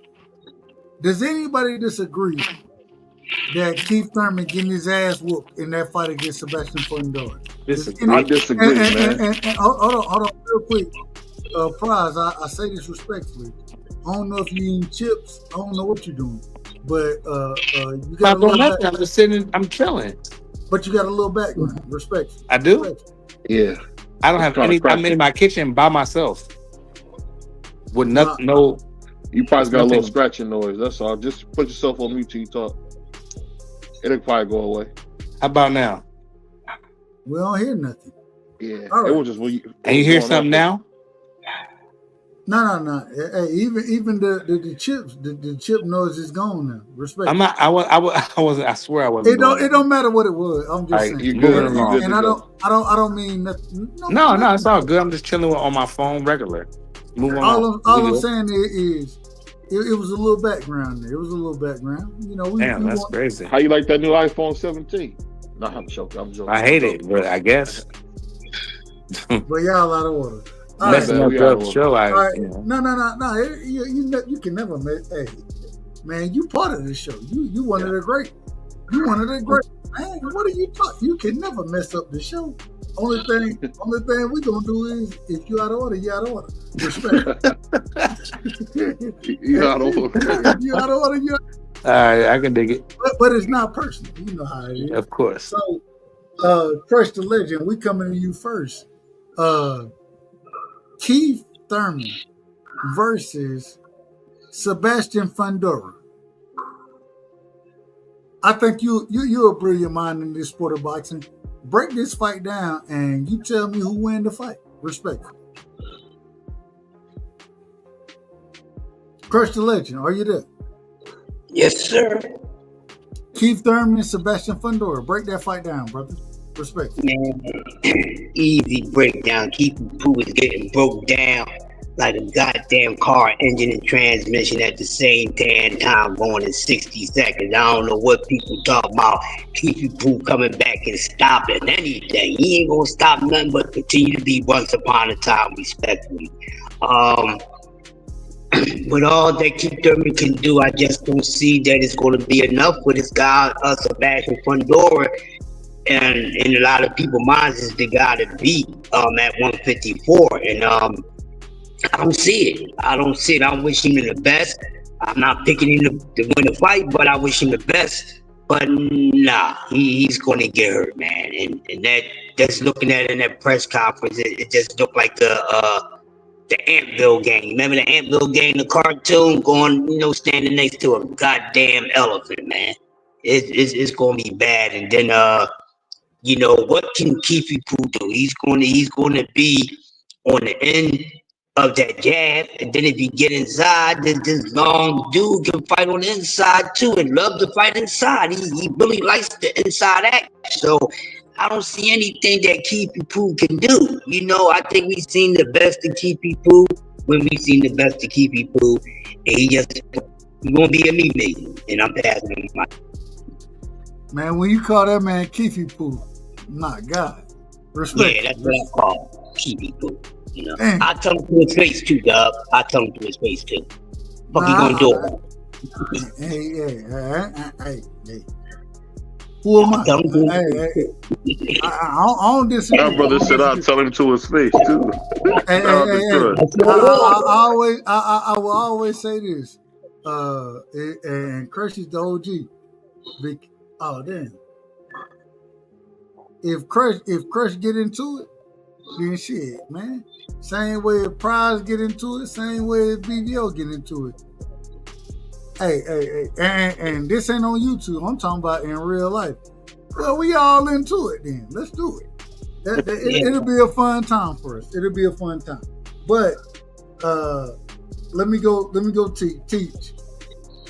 Bring you back into the building, my brother. Keith Thurman versus Sebastian Fundora. Break that fight down for us. Who you picking to win that fight? How you break that fight happen? Or how do you break the fight down?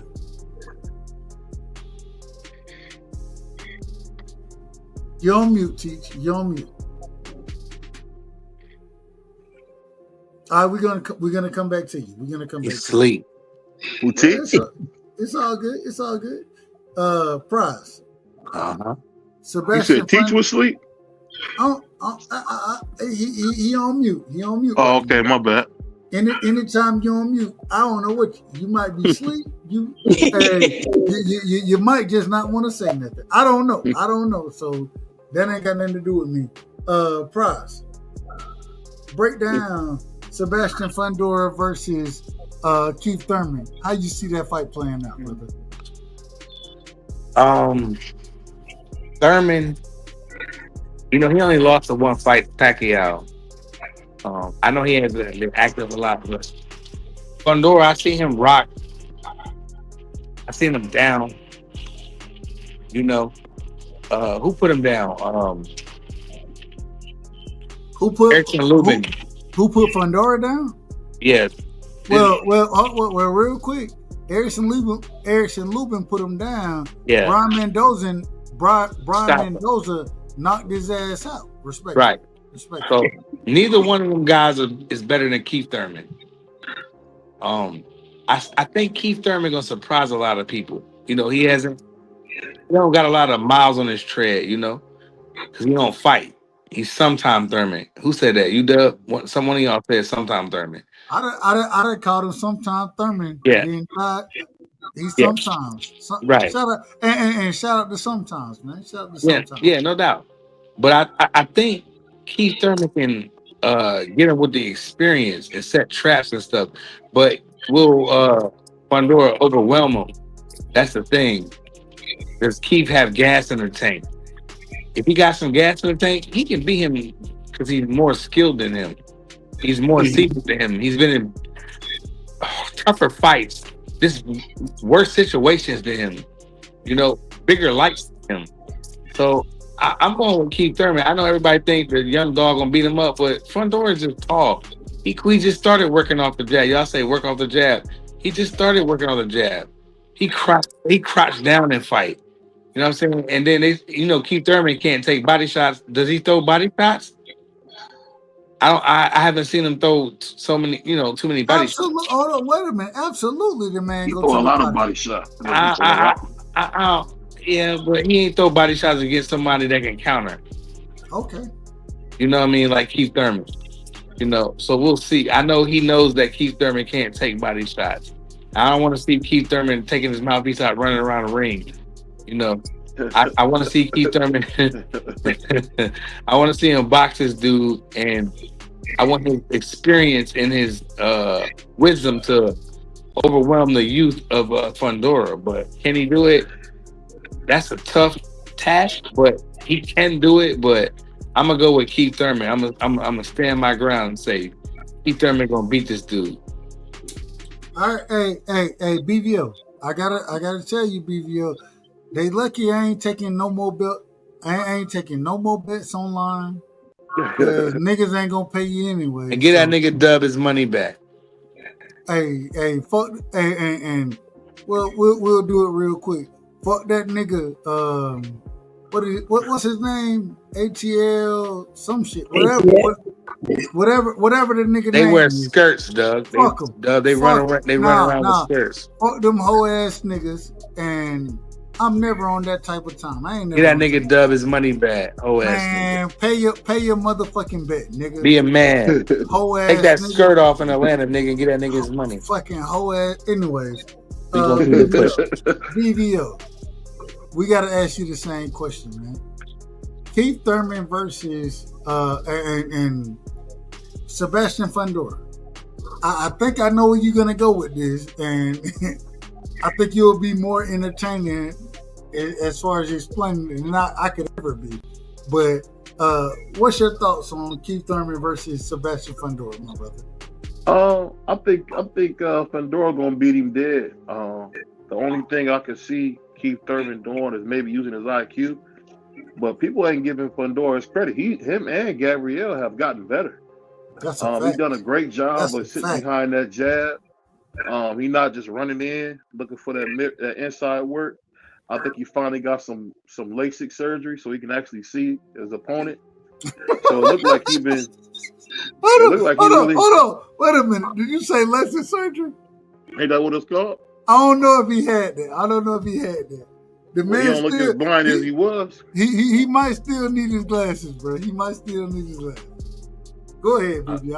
And just we can't get too hype off what happened with Jarvis. Jarvis came from 115 all the way up to 154. I mean, Keith Thurman is the past. Fandora is the future. I mean, I think Fandora is gonna go in there and really just beat him dead and probably knock the rest of the hair off his head. So I mean, it's gonna be a rough fight for Keith, man. But if anybody can do it, Keith can do it. I just don't think he got enough left. I ain't gonna lie to you. I got Fandora in this fight. I agree with BVO. You know what I'm saying? Crush. I'm just telling.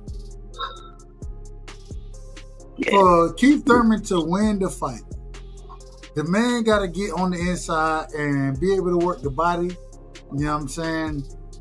Be able to exploit certain situations. It's a bad situation.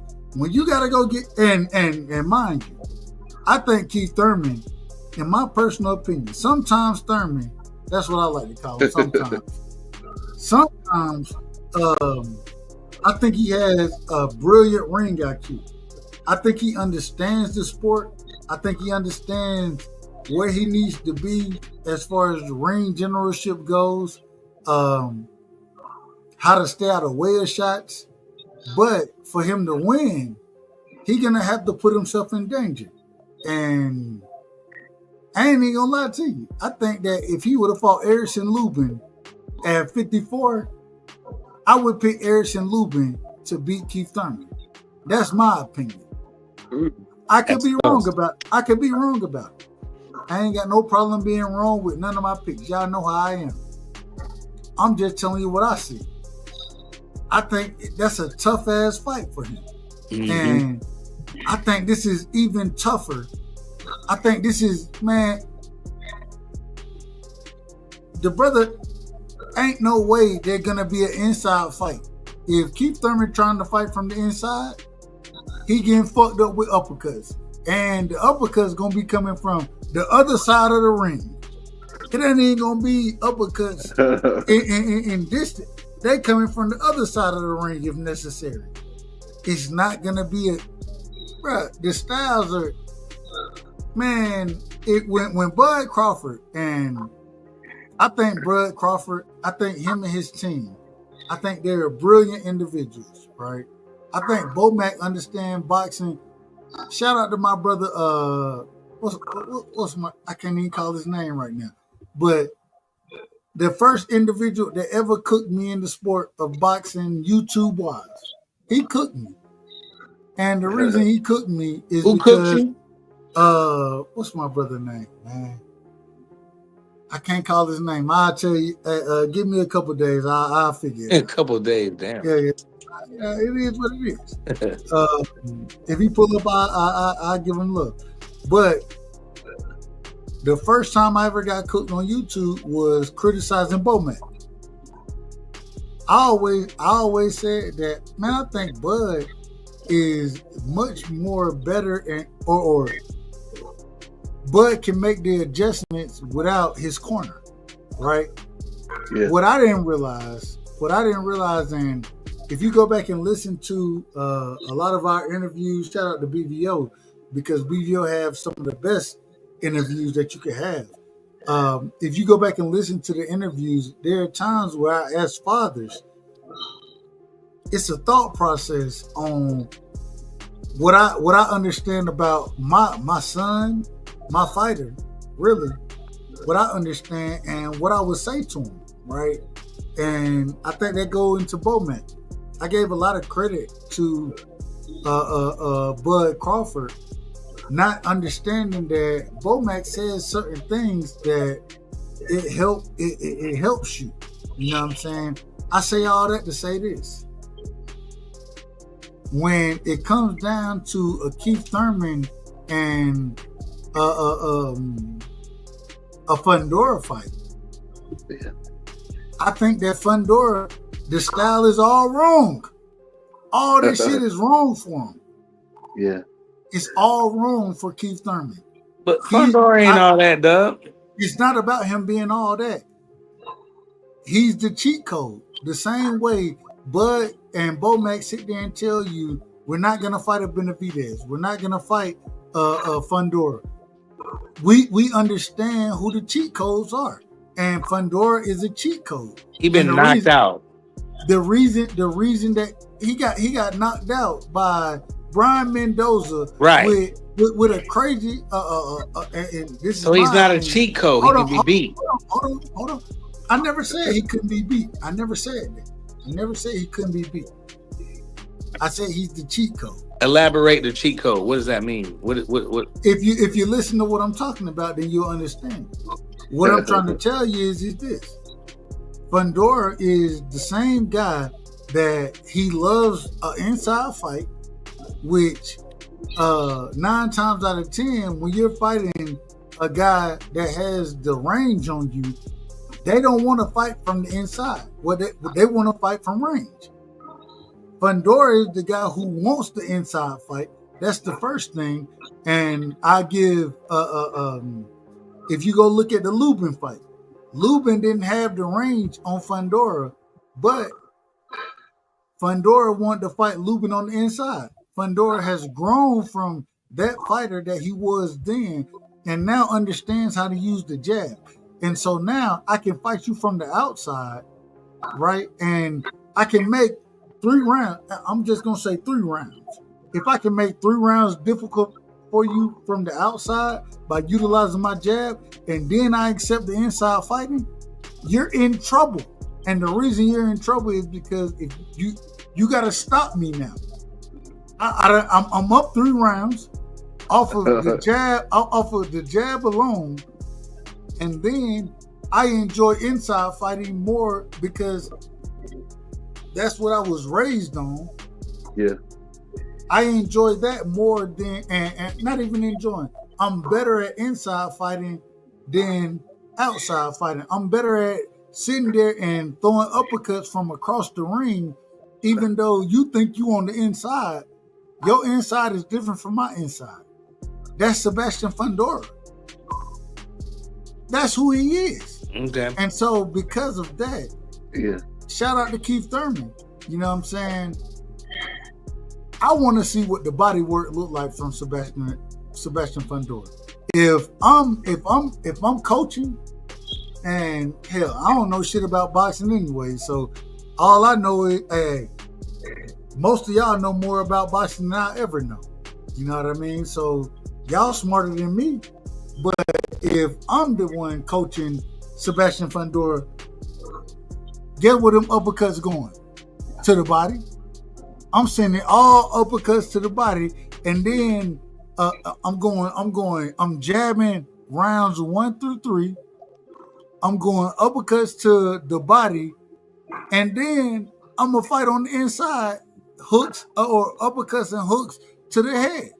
That's what I would coach this man. But you never explain what a cheat code is. Well, how's he a cheat code? Because he's longer than everybody. He's been beat.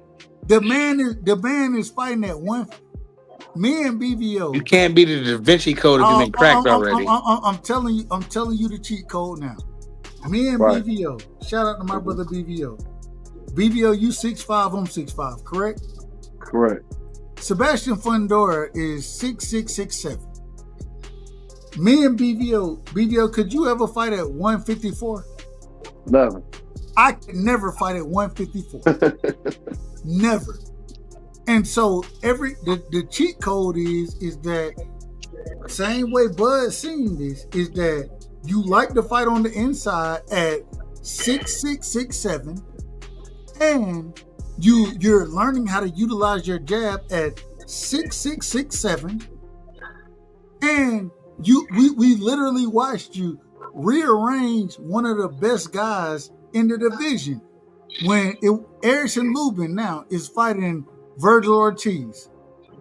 Erickson Lubin, I think we would all agree, the Hammer, this man was one of the best fighters in the division between him, Charlo, and what's my brother from that was training Alicia from Tony. Tony Harrison.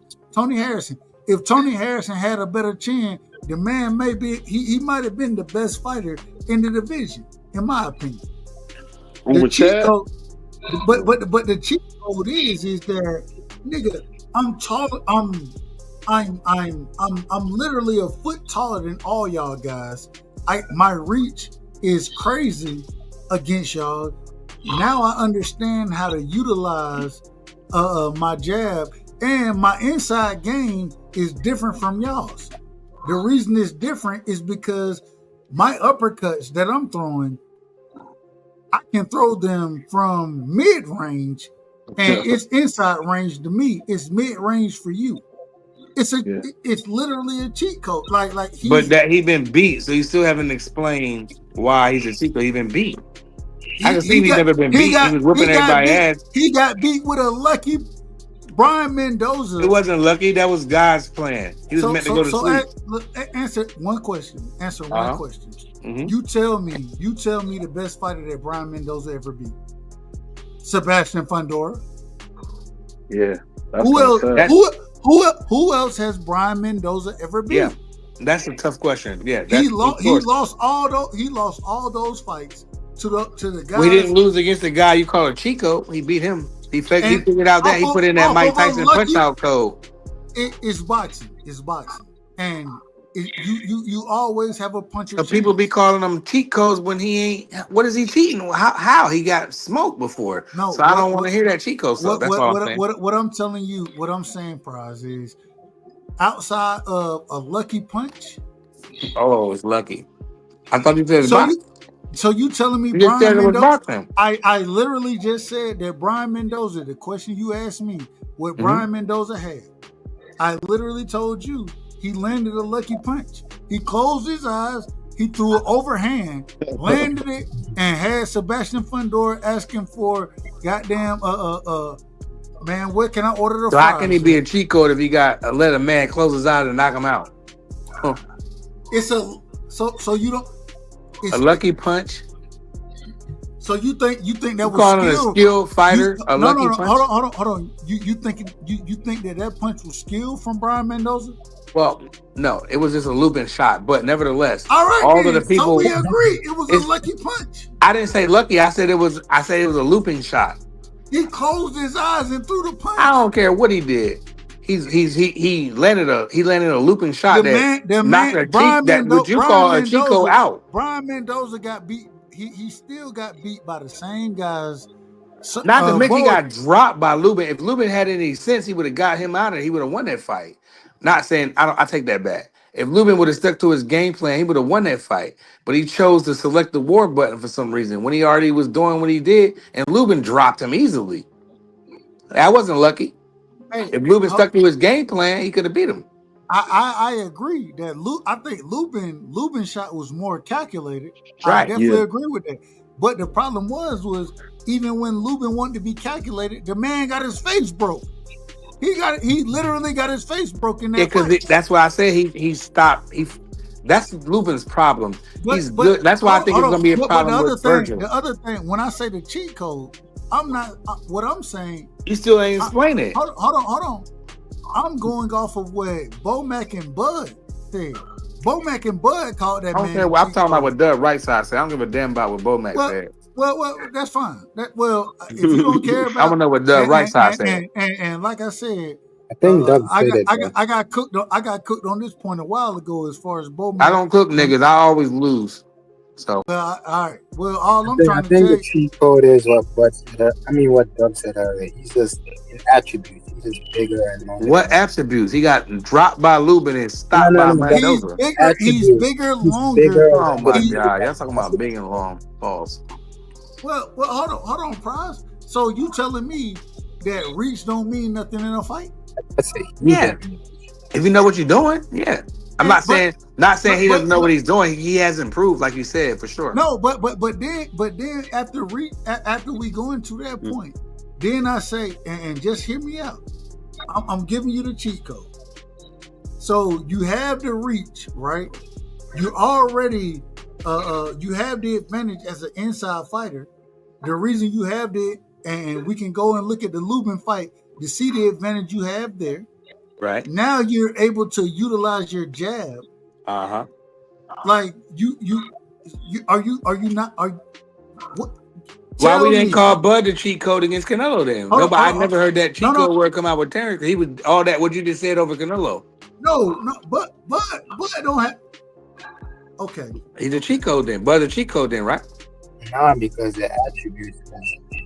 His attribute, everything that he just said, Teach, was better than Bud was better than Canelo. What he just said. If you go back and rewind what Dub just said, Terrence was better than that in the Canelo fight. So Terrence is a cheat code then. Nah, you're talking about physical attributes.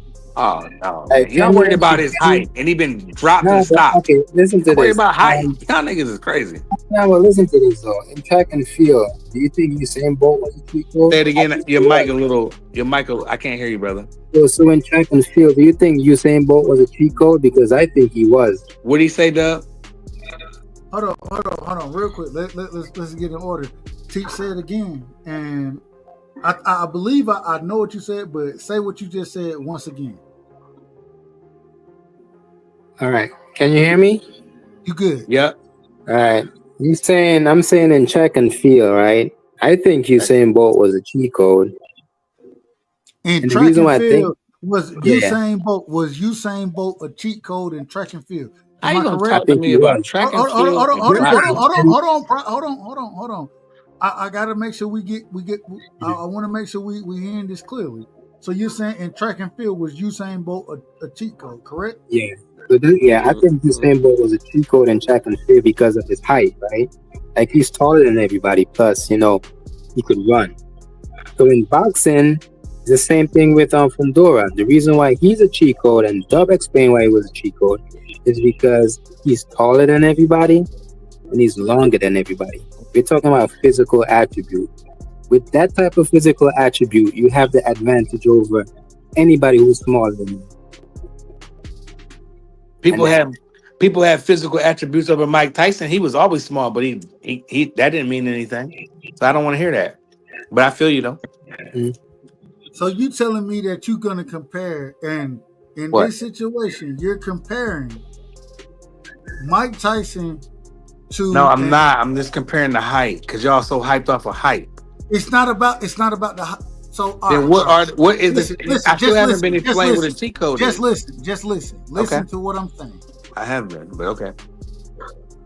When you have the length advantage, right? You got the length advantage. Like Terrence had over Canelo, right? Okay. No.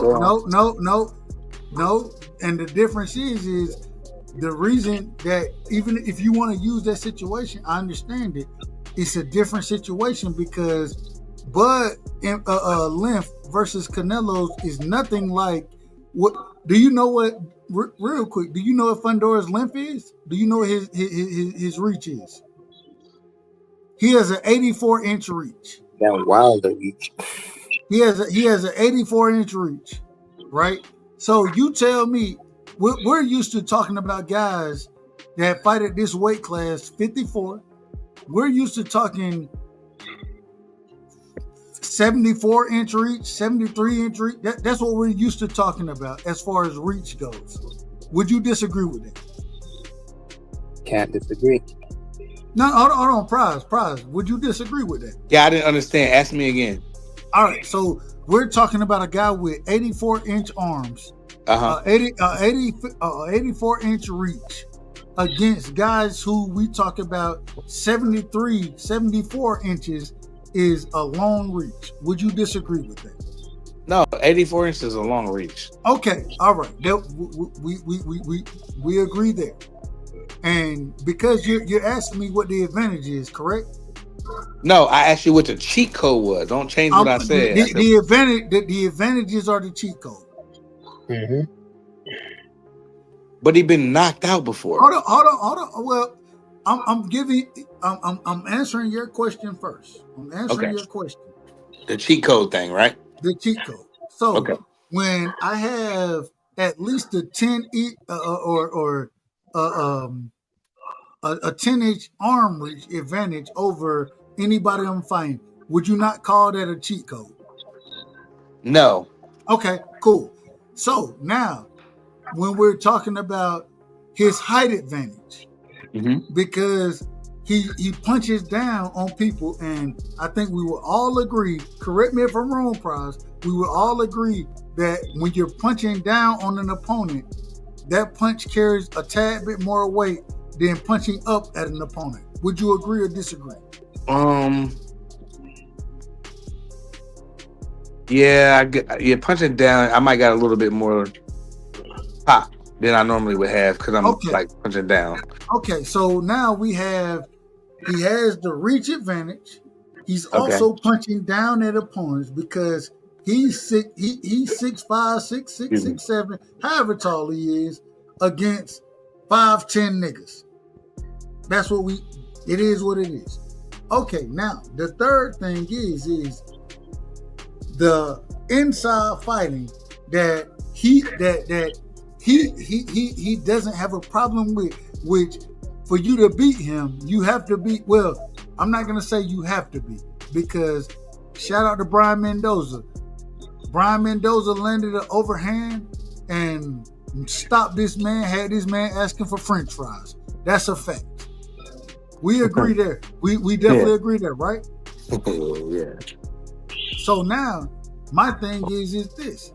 When it comes to, well, first off, let me ask this, Price. Who's a better boxer, Brian Mendoza or Erickson Lubin, in your opinion? Lubin. Okay, Erickson Lubin, and according to you, and no disrespect, Erickson Lubin is a better fighter than Brian Mendoza. Brian Mendoza was the one that landed the overhand against him that stopped him, had him asking for fries. We agree, right? Yeah, Mendoza swung, he looped the shot and smoked him. But if what was Chico hold on though. If Erickson Lubin is the better boxer, Erickson Lubin was the one who got his face rearranged, not even with Fundora, not even utilizing the jab. This man utilized uppercuts the entire time and rearranged this man's face. Erickson Lubin dropped Fundora, but Erickson Lubin got his face rearranged and lost that fight. We agree, correct? Yeah, but didn't Lubin drop him in that fight or no? I said that. That's what I'm saying. So now, when we're how's he your cheat code? Hold on. I'm trying to break it down. I'm trying to break it down for an hour, Dub. We've been waiting for you to tell me what the damn cheat code is, but I'm waiting. Well, if you don't understand it, then you done missed all of what I done said. The cheat code is just this. He's the younger fighter. We agree on that, correct? Who? Say it again. He's the younger fighter. Who? Fundora, right? Fundora versus Thurman. He's the younger fighter. Sebastian, yes. He has the longer reach. We agree. Yes. He has the better outside game now that he understands the jab. We agree on that, correct? We already did, yep. Then for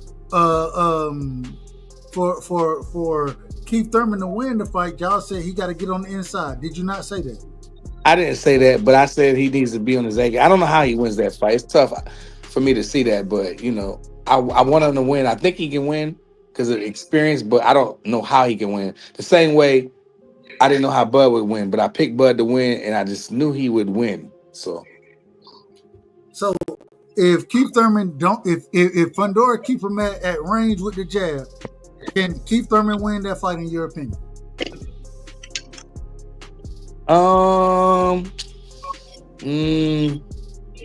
That's tough. I don't want to sound like a clown, so I probably would say nah. But he can get around that jab though. Like everybody, I mean, but if he get around the Corrales was jab, where he longer, gonna so- end up? If he get around the jab, where he end up at? On the inside. But Keith like to leap in and do his thing and get out though. He don't like to really spend too much on the inside because he know he can't take no body shot. You know he gonna go. He get melted that way. So you got you. So what you're saying is he got a leaping punch, a leaper punching chance. That's what you say. No, I'm not saying that. I said his experience. All right, then break down the fight and tell me how Keith Thurman win. No, I want you to break down why some. I'm going. Because you said his reach was longer and all that stuff. Well, if that's the case, Terrence Crawford was. I'm going through all after Toots was better than Canelo, but we all thought a lot of people thought Canelo. I'm going through all. Let me get my breakdown because I gotta go. Hey, shout out to my brother Teach. Real quick, Teach. He give can me your jump in last front of words him. before you leave. Give me your last words. All right. I mean, so the way I see this fight, Keith is a veteran, known for his technical boxing, right? So I mean, at the end of the day, he's gonna have some sort of chance to win. Do I give him a chance to win? Yeah, probably. 30% chance, 70-30 in Fundora's way. I think there's a huge contrast in size, right? And Fundora is skilled too. But Fundora's reach and his height will kind of be a variable in this fight. It'll be a test for Thurman for sure. To prove that he can use those skills that he brought up from 47 to 54. He only had one fight at 54 so far. So let's see if he can continue, using his skills there. I think Fundora pretty much could fight from distance. He could fight in up close. So at any point, Fundora could be controlling the distance, and Thurman is going to have to try and find his way inside to kind of disrupt his rhythm. But at the same time, if he gets inside, Fundora could, fight on the inside as well. So the pressure is kind of on Thurman to prove, that he can use his skills to do something with Fundora for sure. Man, the size advantage, which is what we're talking about the people because of his physical attributes, is going to play a huge thing in this fight. So Thurman will pretty much have to fight round by round, pretty much smart. Teach, let me ask one question, Teach. One question before you go. In your opinion, does it have to be a perfect fight for Thurman to win this? Do you think it has to be perfect? Do you think he has to be perfect? I think he's gonna have it. Well, it doesn't have to be perfect, but he's gonna have to do more than Fundora to win this fight. He's definitely gonna have to try and be sharp to win this fight and try not to make as much mistakes. He's gonna make mistakes, but try not to make the costly mistakes, because Fundora could, beat you from the inside and outside. Does Pete still has his legs to go in and out? If he doesn't have the legs to go in and out, he's going to have to get in and try to find those kind of vulnerable moments from Fundora, kind of exploit those things on the inside, and keep banging until he could hurt Fundora somehow. But tough fight for Keith, man. He's a veteran. I mean, he could still pull something off, but I got Fundora winning the fight, 70-30, and I think Fundora is the man in the division, pretty much. And by the way, when Brian Mendoza was fighting Fundora, Fundora was beating that guy from pillar to post until he got stopped. Like, it was a lucky punch. Yeah, he wasn't winning any rounds. I agree. But, hey, man, shout out to my brother Teach, man. Much love and respect. Shout out to New York. You know what I'm saying? Hey, Teach, real quick, Teach, hold on. Before you leave, one question. You know what the best chopped cheese is in New York? You know what the best chopped cheese is? I can't tell you because I don't eat Oh man, all right, bro. You all right? Hey, shout out to you, my brother. That Shout nigga out. don't go outside. He don't know no chopped cheese. Oh, man, don't do that. Hey, man, I'm trying to find the chopped I'm just cheese. messing with the bull, man. I'm just I'm having trying fun. to find the chopped cheese, man. All right, hey, salute to you, my brother Teach. Much love and respect. All right, take it easy, brother. Peace, brother. Yes, sir. We got my brother Mex in the building as well now. Mex, give me 1 second. Give me 1 second. I gotta do things the right way. Shout out to Son of God in the building, man, with the $2 in the super chat.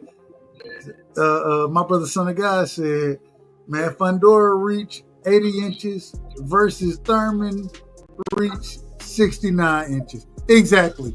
This shit ain't like, it is what it is. That don't mean nothing. Y'all don't. All right. I don't know. Matter of fact, y'all know what? I'm taking this on the chin. I don't know shit about boxing. I have no clue about reach or any of that. I have no clue. Shout out to D-Man in the building. Yeah. Let me shout out to Angie. Let me get my brother in here, man. And then I gotta go to real quick. Kareem. Well, y'all call him Kareem. Well, his name is Kareem. Kareem Akbar. The we brother call- from the bank. I call him Sombrero. His mama call him Sombrero, so I'm gonna call him Sombrero. Sombrero, you still there? All right, Sombrero might be asleep. Definitely sleep. OG, the greatest man alive, respectfully. The master of ceremonies, Crush the Legend, you still there?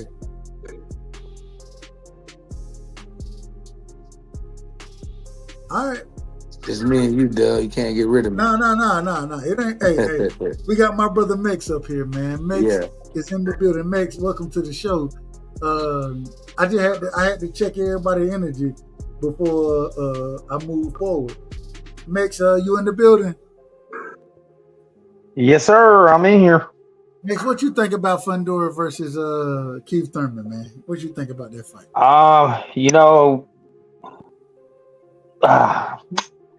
It's tough. It's a tough one. I don't know how much Thurman has left in the tank, but he finds ways to win. It's not always good. I don't know, but I don't know. I think Fundora is good also. Like I said, I think the 154 division is full of B and C level talent with no A level involved. So I think they all have a chance of beating each other on any given night. So if Mendoza can do it, why not Thurman? I'm just telling you, I think Sebastian, and I'm gonna tell you the exact reason Mendoza, like I said, I think he landed a lucky punch. And in my opinion, because Sebastian Fundora been got so much better since those fights, I think that means something. You know what I'm saying? And when you get better in fights, then hey, when you go in the fight, and shout out to Keith Thurman, but yeah, he got to punch his chance in the fight. He gonna have to land something big, and he gonna have to find a way. I think he crafty. I think he can find a way. I think the biggest problem with Keith Thurman is he's a true boxing head. You know what I'm saying? And theoretically, boxing speaking, the way you beat somebody like Fundora is you try to get on the inside, work the body, and try to land something big over the top. And I mean, that's what I would be pushing for if I was coaching. And hold on, real quick. I gotta ask this question, Angie, baby, what you know about these chopped cheeses, man? I'm trying to get a chopped cheese when I come to New York. She's from the city, ain't she? I don't know. Yeah, you gotta go to the Aki, man, the Aki way. I don't see y'all tell me the Aki way. I don't even know what that. I seen the video, but I don't know what that's at. That's the bodega, ain't it? They're everywhere, bro. You can find it. I ain't trying, man. I want the best of the best. The same way I told my brother Prize when I come to Philly. Nah, hey, I'm trying to get a Philly cheese. He said, "Well, you got to eat it Eat it your way." No. What you told me? We gonna eat it my way, and we gonna eat it the way that we make it. You eat it your way. If you want, peppers and onions and stuff. No. Put that. So all I'm saying is I ain't doing no cheese whiz. That's cool. I don't do whiz. I'm like you, bro. I ain't never heard of having cheese whiz. I don't. All right, I put it to you like this: if I'm gonna go out and me and you, Doug, we slide to the city and I take you to the cheesesteak, I'm not gonna get. It's like a 95% chance I'm not gonna get whiz on my joint, dog. But my thing is it. So like Free said, I want when I come out, I wanna. Now I don't want to eat it the entire time, but I want to eat it the way y'all niggas eat it. Respect. Yeah, but that's just the way the Italian boys eat it. The brothers, we be getting like provolone and pepper jack. Yeah, you need that provolone. Hell yeah. Now that's why I provolone. said when you come to the city, you get you experiencing the Philly cheesesteak. Get it your way. What you like? You like fried onions, peppers.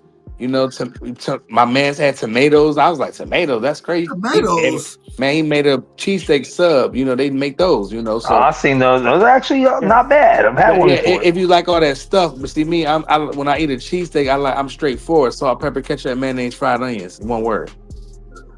And ketchup? Salt, pepper, ketchup, mayonnaise, fried onions. Hold on, Mick, say that again. Ketchup? I never thought. Because y'all ain't never eat a cheesesteak from Philly. That's why. You don't know no better.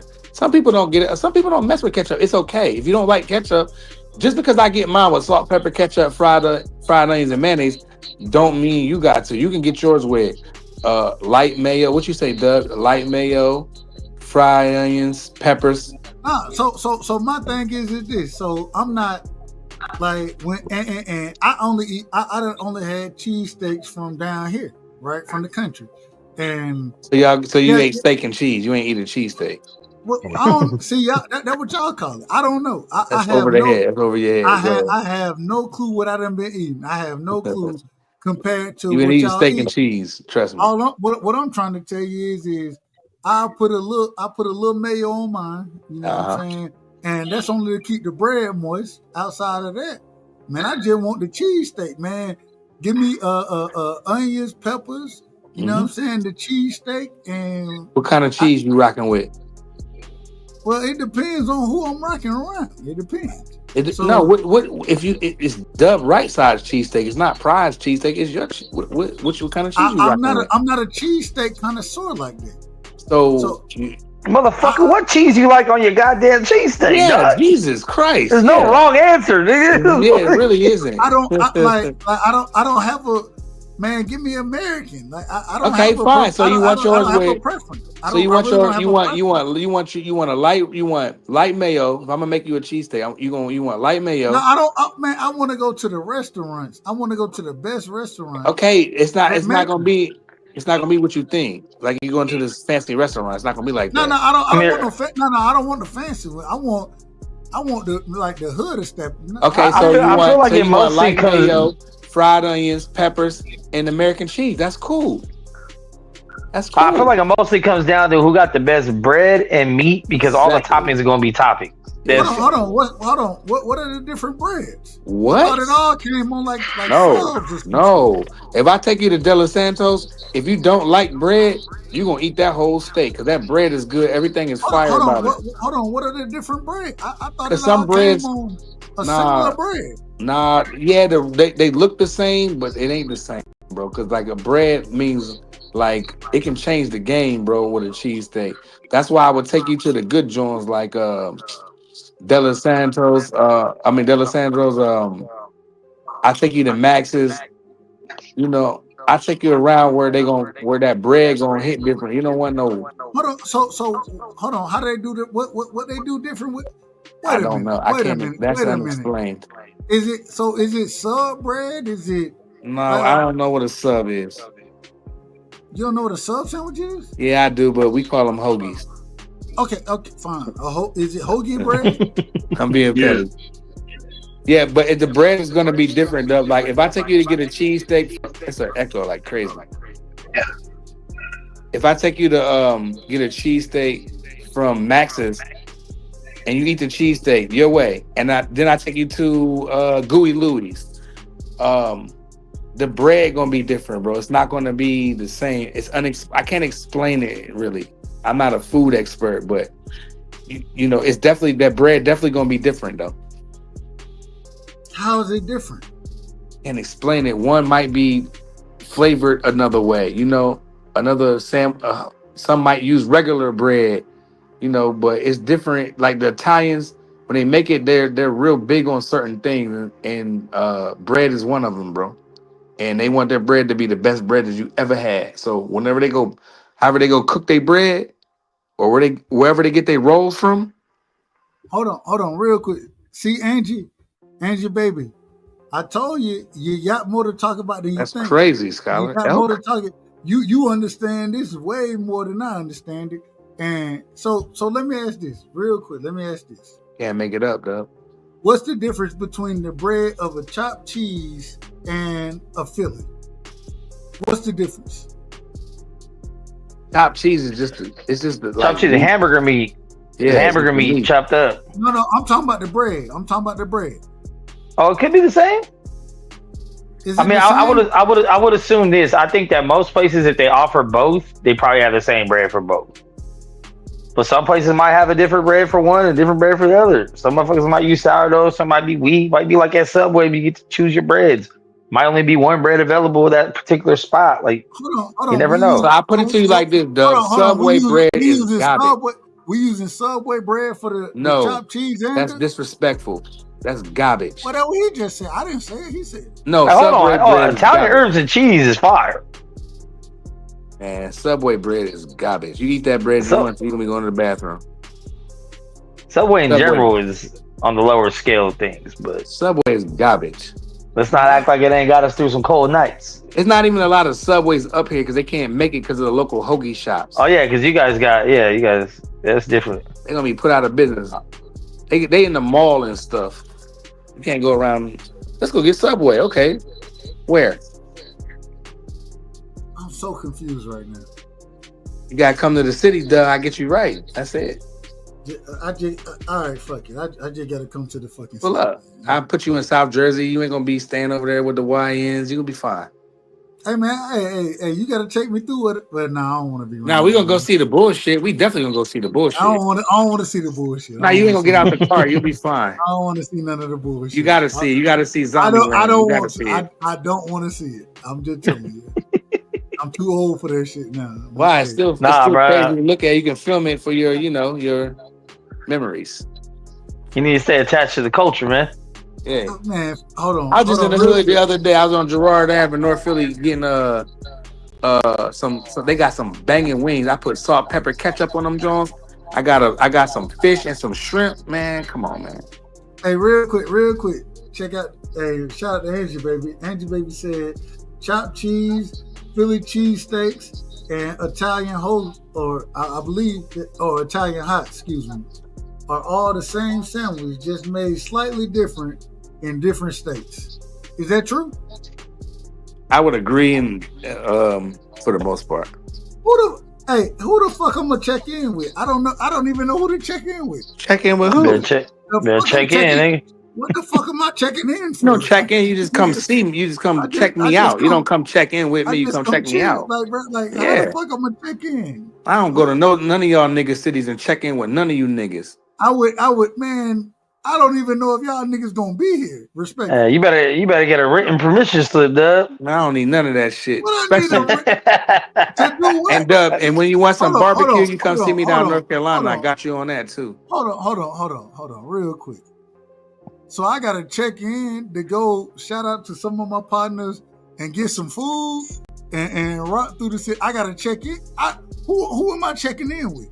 I ain't know. Who am I checking in with? Well, Scholar grind me up when I said come check me out. So I don't think that was the right term I should use. But come holler at me, Hey, you ain't got to check in with me because that shit, I don't check in with none of you niggas. And I go to all of y'all cities and I ain't checking in with none of you niggas because ain't none of y'all gonna do nothing to me. Hey, man. Hey, real quick, man. Shout out to my brother Rick Timms in the building. And hell, I don't think this gonna be checking in.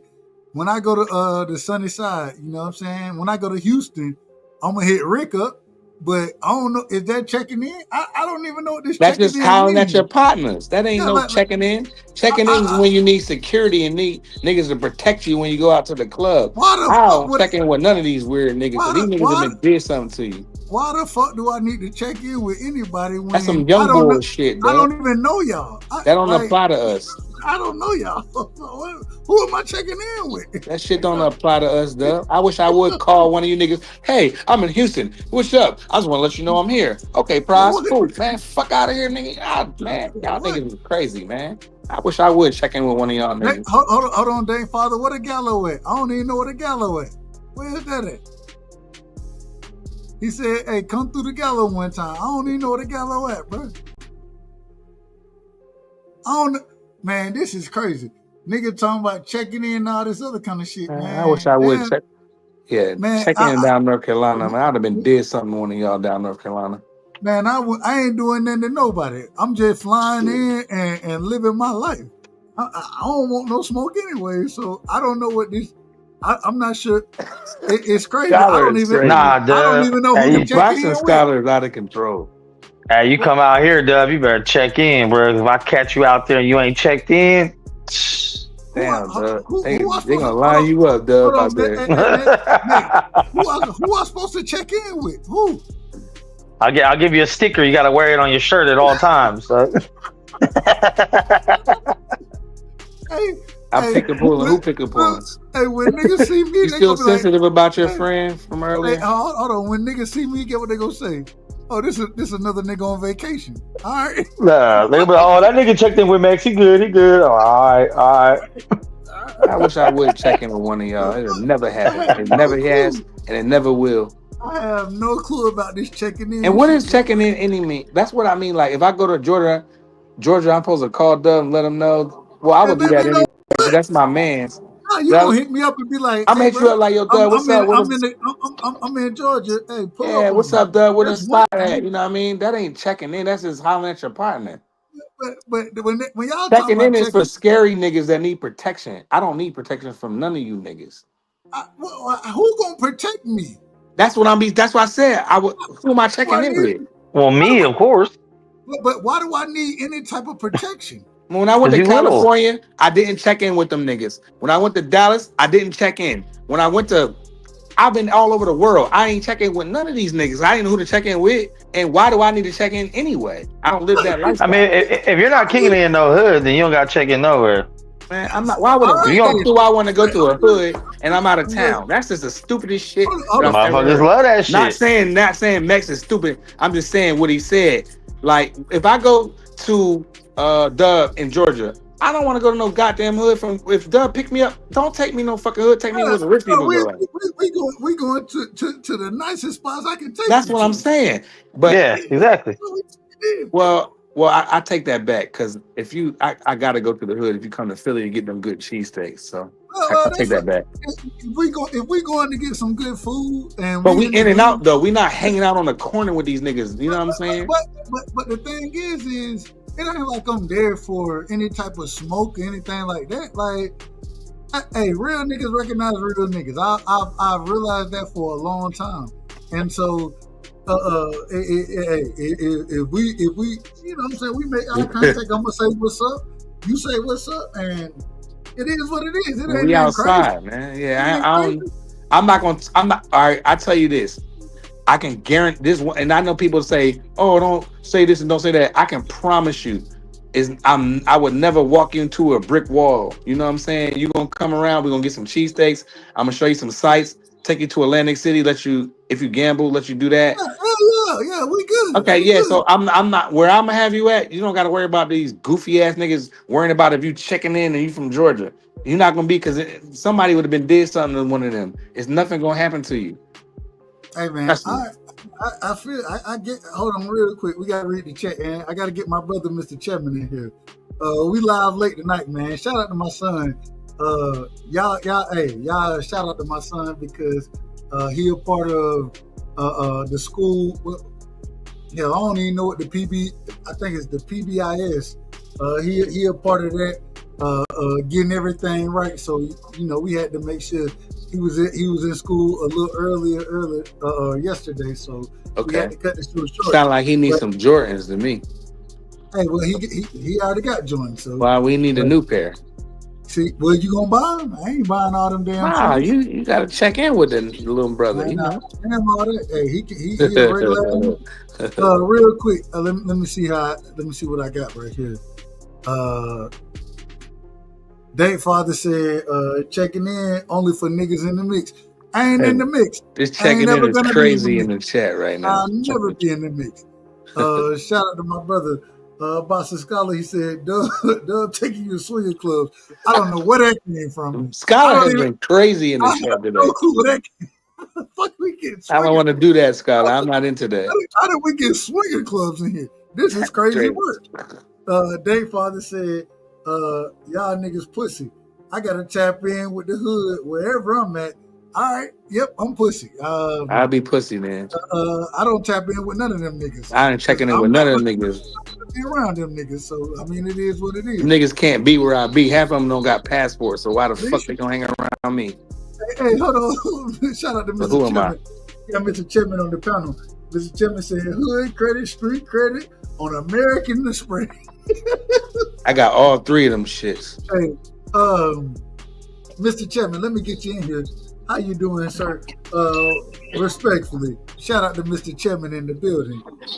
Man, give me an opening statement. What is this checking in that I don't have no clue about, and I don't even know who to check in with? Give me an opening statement, Mr. Chapman. Hey, checking in is so if you check in, you get your access granted around the hood, and you get to travel safe and be all that. Now the problem is in certain areas when you check in, they lining you up, and some other people plot on you. But it's usually whenever. If I don't know these folks anyways in the damn hood, what I'm checking in, and how they gonna line me up for anything if I'm just being a regular citizen like I am? I'm a regular citizen. You're just a regular citizen. This is for people that travel along the sector. You a walking lick. Yeah. So it's supposed to be for protection. So like wherever you go, people will put out the word that you up in there, you good.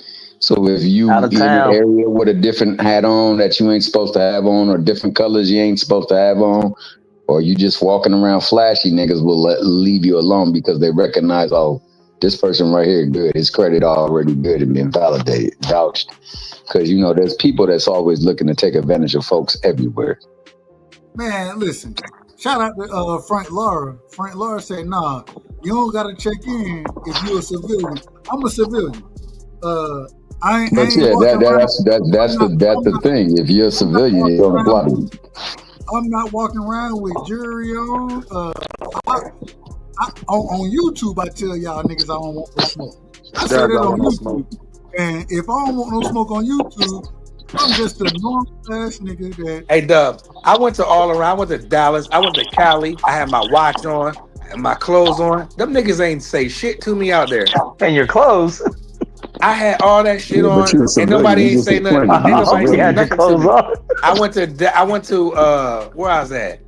Man, I've been all over the world, man. I went to the hood, and this one I knew I was good. When I went to the hood in Jamaica, I went to the hood in Jamaica off the resort. Nobody did nothing to me. On everything, y'all niggas is scary checking in with people. On everything I love,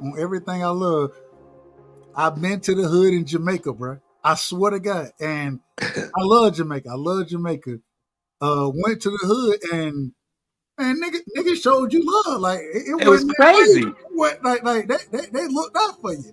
It wasn't no smoke, it wasn't nothing. They showed you love. Man, it was love. I spent a couple $. I bought some ganja, some of their stuff.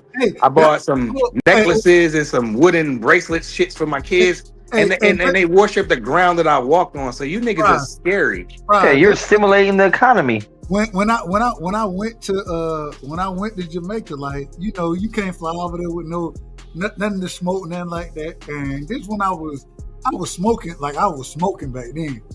So we went there, got some weed. You know what I'm saying? Like it wasn't that crazy. It wasn't nothing crazy. Like niggas didn't try. Bro, I went to the joint in DR, bro.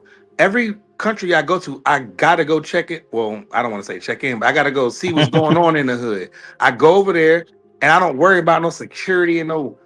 I go with my shorty. I go with a girl or two of my homies, and I pull up in the DR hood, and they same thing. They worship the ground you walk on. But they cool though. Like they just cool with you. Like it ain't that crazy. They just looking to make a little money.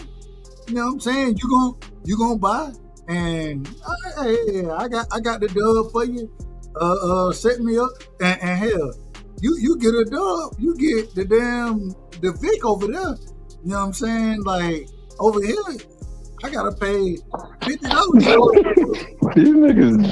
These niggas danking. Hey, but let's not compare because the hood in America is way more dangerous. Way more dangerous. You said the hood in America? Hoods in America are way more dangerous, other than a select few from other countries. Well, I'm not. When I go somewhere, it ain't like I'm just looking to go. Hell yeah, death and gun violence is we're the top 1, 2, 3, 4, 5 in the world. I don't know them statistics, so I ain't gonna argue with you on that. Yeah, hold on. Yeah, Dank and boxing scholar. Hold on, man. We gotta get a drop, man. We gotta get a drop to the chat. We gotta get a drop to all y'all niggas, man. This is outrageous. This is outrageous. I ain't looking for. So let me ask this. For niggas who travel, you know what I'm saying? I like going overseas, those type of thing, but even if you traveling within the country, right? Within the country. Like I said, if I go to Philly, I'm gonna hit my brother Prize up. If I go to Cali, I'm gonna hit my nigga Makes up. I ain't going to Cali no time soon. Cali, they so far out of order right now. And they too expensive. That shit not like that. Yeah, we are expensive. Yeah, I ain't dealing with y'all. I was out there not too long ago. No disrespect. Hey, we got them Delta chopped cheeses though, babe. It make you feel like home, dog. Hold on. You said, hold on. Did you say a Delta chopped cheese? What is a Delta chopped cheese? The way you was explaining your chopped cheese, dog. I just said that was the Delta version, dog. You know how you up in the Delta. Angie baby, help. Hey, I'm relying on Angie baby, man. She know more about the damn chopped cheese than none of y'all niggas. He just said real niggas. She know that real niggas ain't vegan though. She said Scholarship gotta get his meat up, dog. He ain't got no beef, so he ain't no real. Hold on. Shout out to Texas. I gotta put this one up right here. Shots fired. My brother Texas is all the way out of order when he's saying this. That nigga said, hey, Doug, go to Cali and check in with Fred Hawthorne. Shout out to my brother Fred, man. Shout out to my brother Fred. I still ain't got to kick with Fred yet, man. Every time I'm in LA, our schedules don't line up. Hey, Fred say he got all the houses and he the richest nigga out there, so I might. That nigga been call the police on you, man. Like, hey, shout out to Fred, man. But my thing is when you don't want no smoke. So like if you go kick it like with Rick Timms, if I go kick it with Rick, shit, what it ain't nothing but me. I'm going to kick it with my partner. Nah, some people are official no matter where they go. Rick Timms is official no matter where he go. His credit's gonna be accepted. Rick is a real one. And checking in is only for them goofy ass. I ain't gonna say goofy, but for that street shit, nigga. I don't check in with none of you niggas. I'm not doing it because I don't have to. I don't know you. You don't know me. You not even half the time. You can't even be where I be at. So why do I need to check in with any of you niggas when I come to your city? I'm just gonna pull up and I'm gonna check in with the people like that I rock with. Dub, Tommy, Scholar, BVO, like Free. I'm checking in with them. I'm not checking in with no niggas hanging on the corner because I don't go to the corner. Y'all niggas not even gonna know that I'm not from wherever we at. Y'all not even gonna know. We'll know. Talk to me. You're a big country bumpkin. We'll know. Yeah, they gonna know where you from when you speak. They gonna know. And what they gonna do? And when you pull up with them overalls and that's that hay straw hanging out your mouth, bro, we gonna know. See how they do me? Now I got overalls and a hay straw. Here we go. You say fried shrimp, broiled shrimp, grilled shrimp. Lord, I'm from Georgia. I'm from the country of Georgia, man. Not from Atlanta. I'm from that nigga from the Delta. Warner Robins, Georgia, man. Warner Robins. Shout out Georgia, man. Man, niggas ain't gonna have a clue, man. Fuck all that shit, man. Like, Yeah, I ain't got time for that. like what you gonna do? What, like you? Oh. We think this nigga. Oh, he ain't from here, so we gonna what you gonna do? No, but a lot of times Dub, people this do how- see this out how of towners comfortable I am, as Dub. easy licks, I though. don't even run around with no straps in Jersey because first of all, you get your ass in trouble. Talk to him, But Max. I Let him know. promise you, if you try that shit with me down in North Carolina, I promise you, it's gonna be a different story. So I don't worry about niggas where I go at, Dub. I never did. I went to the fights recently with 2 females. I was not worried about no niggas and what I said on YouTube or what I said. I don't worry about none of them niggas. I don't check in with none of you niggas, and I will be in your city because that's what I do. And I promise you, I will not call your phone or tweet you or Instagram you or none of that shit. I don't know you niggas. Hey, real quick, hey, Texas G said that nigga said they gonna take your phone and hack your StreamYard. That's crazy. First off, they ain't gonna take my phone. That's the first thing. They're not gonna do that. It's crazy. It is what it is. It is what it is. I don't understand all that checking in shit, but let's get back to boxing, man. Let's get back to boxing. Check in when you a sucker. How about that? Fuck checking in with any of y'all niggas. If you ain't my partner, you know what I'm saying? If I go to Texas, I'm gonna hit my brother Scholar up. I'm gonna hit Knockout up. You know what I'm saying? I'm gonna hit Rick up. I'm gonna hit the niggas that I know in you know what I'm saying? That's who I'm gonna hit up. And so how the fuck I can't even check in with y'all niggas. I don't even have y'all contact information. How am I check in with niggas? I don't even have your You gotta get to the airport and find out who to check in. I wish I would get to the airport in LA somewhere and figure out who I need to call to make sure I'm okay. Y'all niggas is crazy. Man, I'm a regular ass nigga that love boxing. That way y'all hey man, stop the cap, man. This is nonsense. This is nonsense. Niggas be scared to wear watches and chains. Don't come to there because you can't go to this city because they'll take your watch. Well, first I'll get another one. My watch is insured. So they take it. I'll get another one. So I don't even go there. But hey man, hold on real quick. The scholar is out of order, man. The scholar is out of order. The scholar said Joe Rogan checked in with Rick. That's crazy. Man, hey, you out of order, man. I told you Rick was official, dog. Rick is that dude. No. Hey, man. Shout out to my brother Rick. Shout out, brother Rick. That's my brother right there. I got a lot of love for Rick. So. I don't know how to do it, dang. That's what I do. I talk shit and I back it up.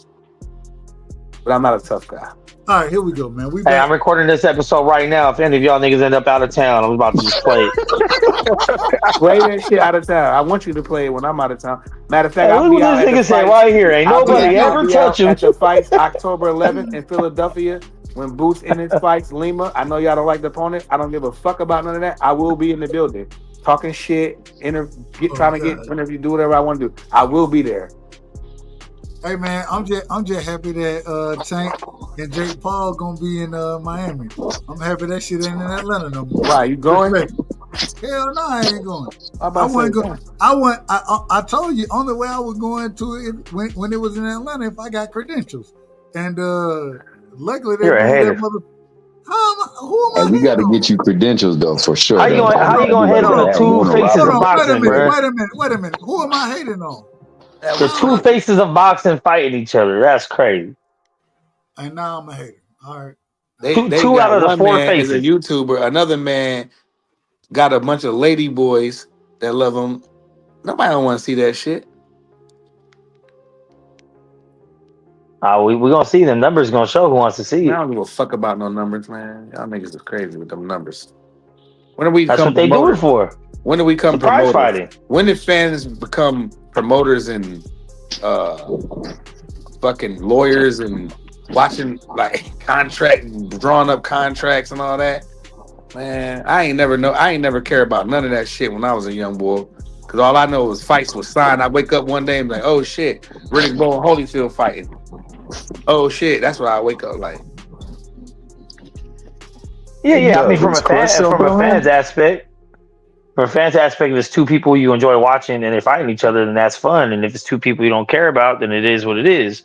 But I'm talking about the rest of the millions of people on Earth have the same type of opinions, and if majority of them agree, then that means it was a good fight to put on.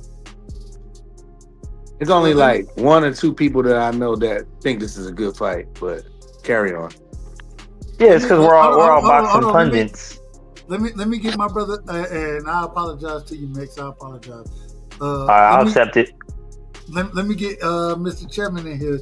We done cut Mr. Chairman off 4 or 5 times. So Mr. It's all Chairman, good, bro. I ain't tripping, I bro. apologize to you. Give me your opening statements, brother.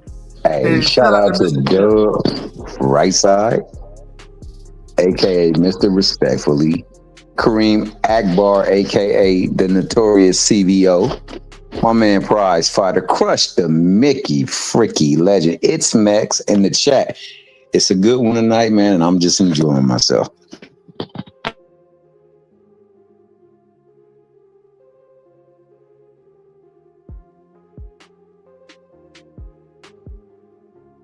Dub, you on mute? Yeah, Dub, you on mute? Oh, you on mute? Cool. Oh, Dub didn't check in. That's what happens. That's what happens. Yeah, Dub checking in right forgot now. to check in, Dub. Hey, you in the building? With the dummy talk. I'm dummy talk. Explain to me. What you talking about? Damn, my bad. Hold on. I'm sitting here talking. Y'all They got a duct tape like PNC. We saw you was on mute. I was on mute. My bad. And, You out of order. Well, it wouldn't be the first time. It ain't gonna be the last time. Of course not. Out of order. Of course not. Down. Hold on. Not that y'all said. Let me go on and get myself. And y'all know I'm gonna do it. Let me get myself the goddamn drop. Here we go. Damn. It's a bunch of bull. Yeah, that was some bullshit. My bad. And I gotta say this. I do have to say this. Man, y'all niggas ain't worth a damn. Y'all pull up on the damn channel, and then I'm thinking y'all finna talk some good shit. I'm like, hey, I can take a quick second to step away. Nah, y'all nigga talk that, man. All right, let's do it. What time is it? Let me see what time it is. 2:26 East Coast. Yeah, I'm gonna be in order this time, You just Dub. got up here, Last bro. night I was out of When order, did I say? Dub. When did you hear me say I was hating on Dub? What the fuck is you talking about? Who said you was hating on me? Prize. Did you say Dub Oh, hating you on are Tank Prize. versus Jay? No, I know that. I'm reading this goofy ass comment. What the fuck is you talking about? Oh, I said he was hating on Tank and Jake, but it's cool. I'll tune in. I'll watch it. It's on Netflix. Well, wait a minute. Let's go ahead and put this out right now. Is Dub hating on Tank and Jake Paul? Absolutely. I'm hating on all that shit. Fuck that fight. One of the worst possible fights. Now, the undercard. We spoke about the undercard earlier. Yeah. I want to ask y'all, and I want to move this around real quick, and I want y'all opinion on this one right here. I do like the Hiroka versus Antoine fight. I think that's a good fight. Damn good fight. What do y'all think about that fight? I want to pass it around. Going to Max, going to Mr. Chairman, going to Prize. I think everybody else, they might be asleep on the damn panel. Oh, I don't know what the undercard is. Can you state them? Hiroka versus you know who Hiroka is? Andy Negative. Hiroka. Okay, well he fight Antoine Russell. He was the first person to knock out Jin Sasaki, the same dude that Brian Norman Jr. knocked out in Japan, and so he'll be fighting. He's undefeated fighter. He's gonna be fighting Antoine Russell on the undercard. Do you have anything on that? The NEL since I don't know, Max probably still don't know who I'm talking about. So does anybody? I know who Antoine Russell is, and I'm always tuned in. I think he's an exciting fighter. I don't think he's a world beater, but I think he likes to fight. So I'll go with that.